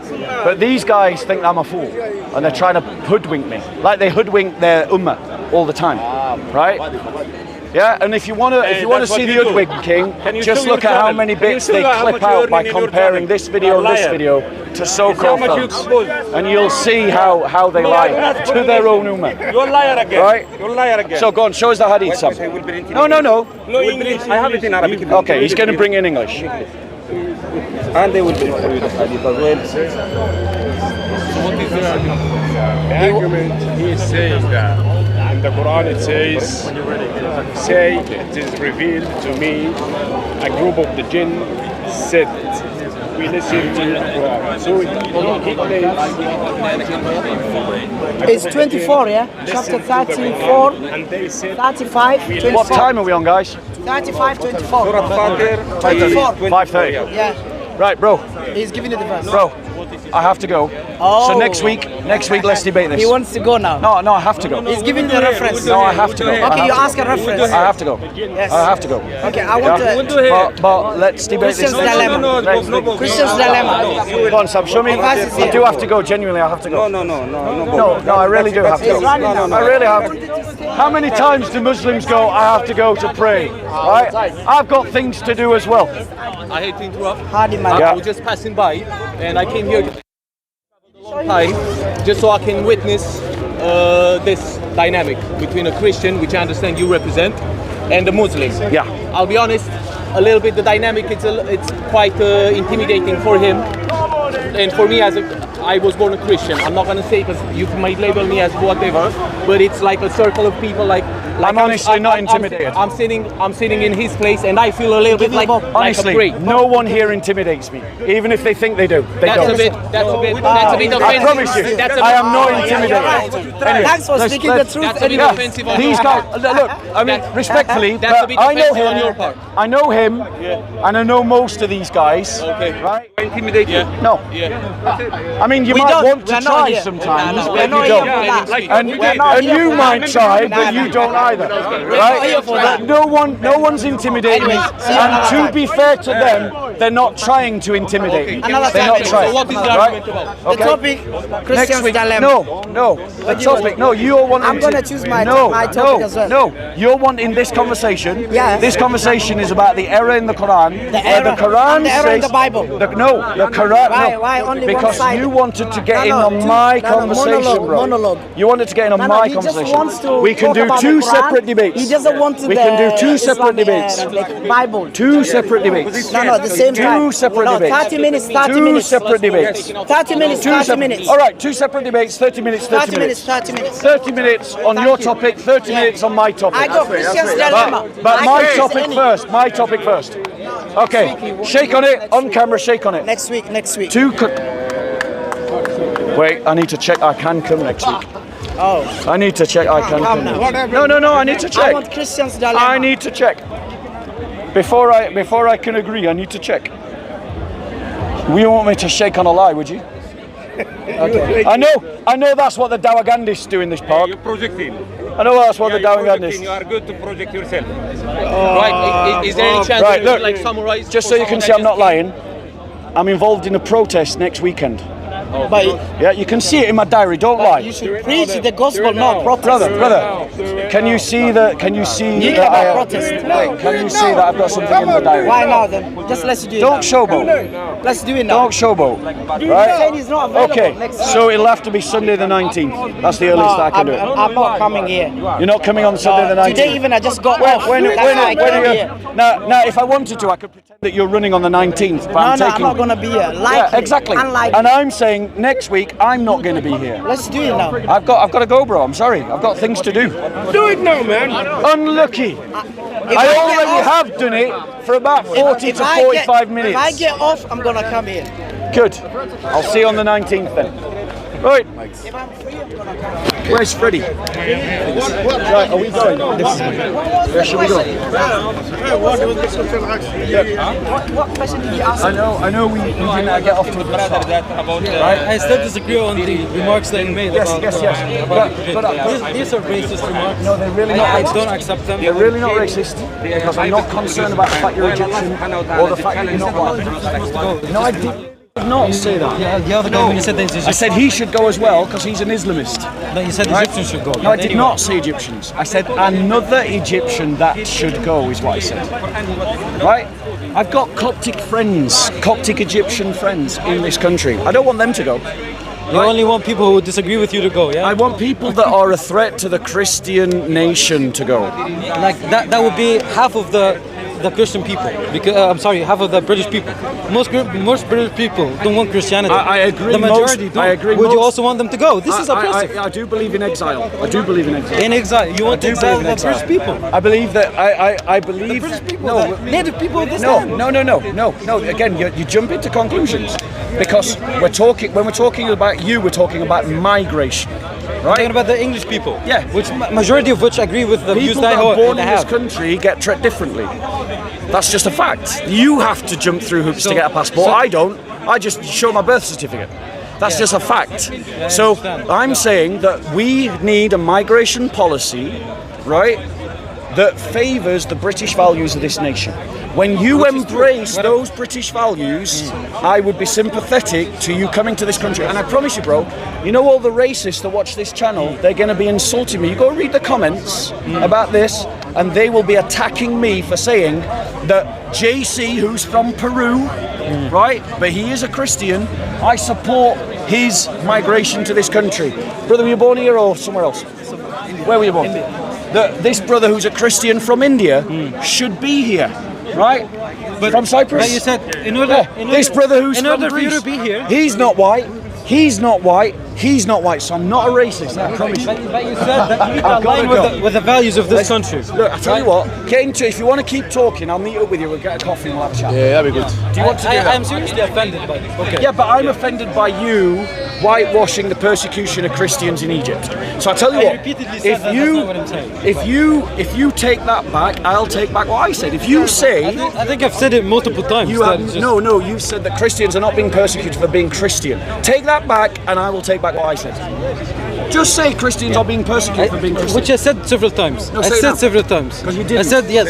There is persecution in Egypt Because they are Christians. against Christians and Because they are Christians. against everyone. Because they are Christian. Because they're minorities. Because they're a minority. Close enough. Close it up. Right. I'll take it back that you should be deported. All right. I'm glad. So my petition order is revoked now. Yeah, give it another president. Oh, he's got a president already. Right. My family, we need to sign off. Look after yourself. Yeah, we got the issue with. No, I'm losing my voice. My family, so take care. Thank you for the live stream. Everyone joining in. We're gonna stay here maybe for a couple of hours just to support the family. Sorry, I lost my voice.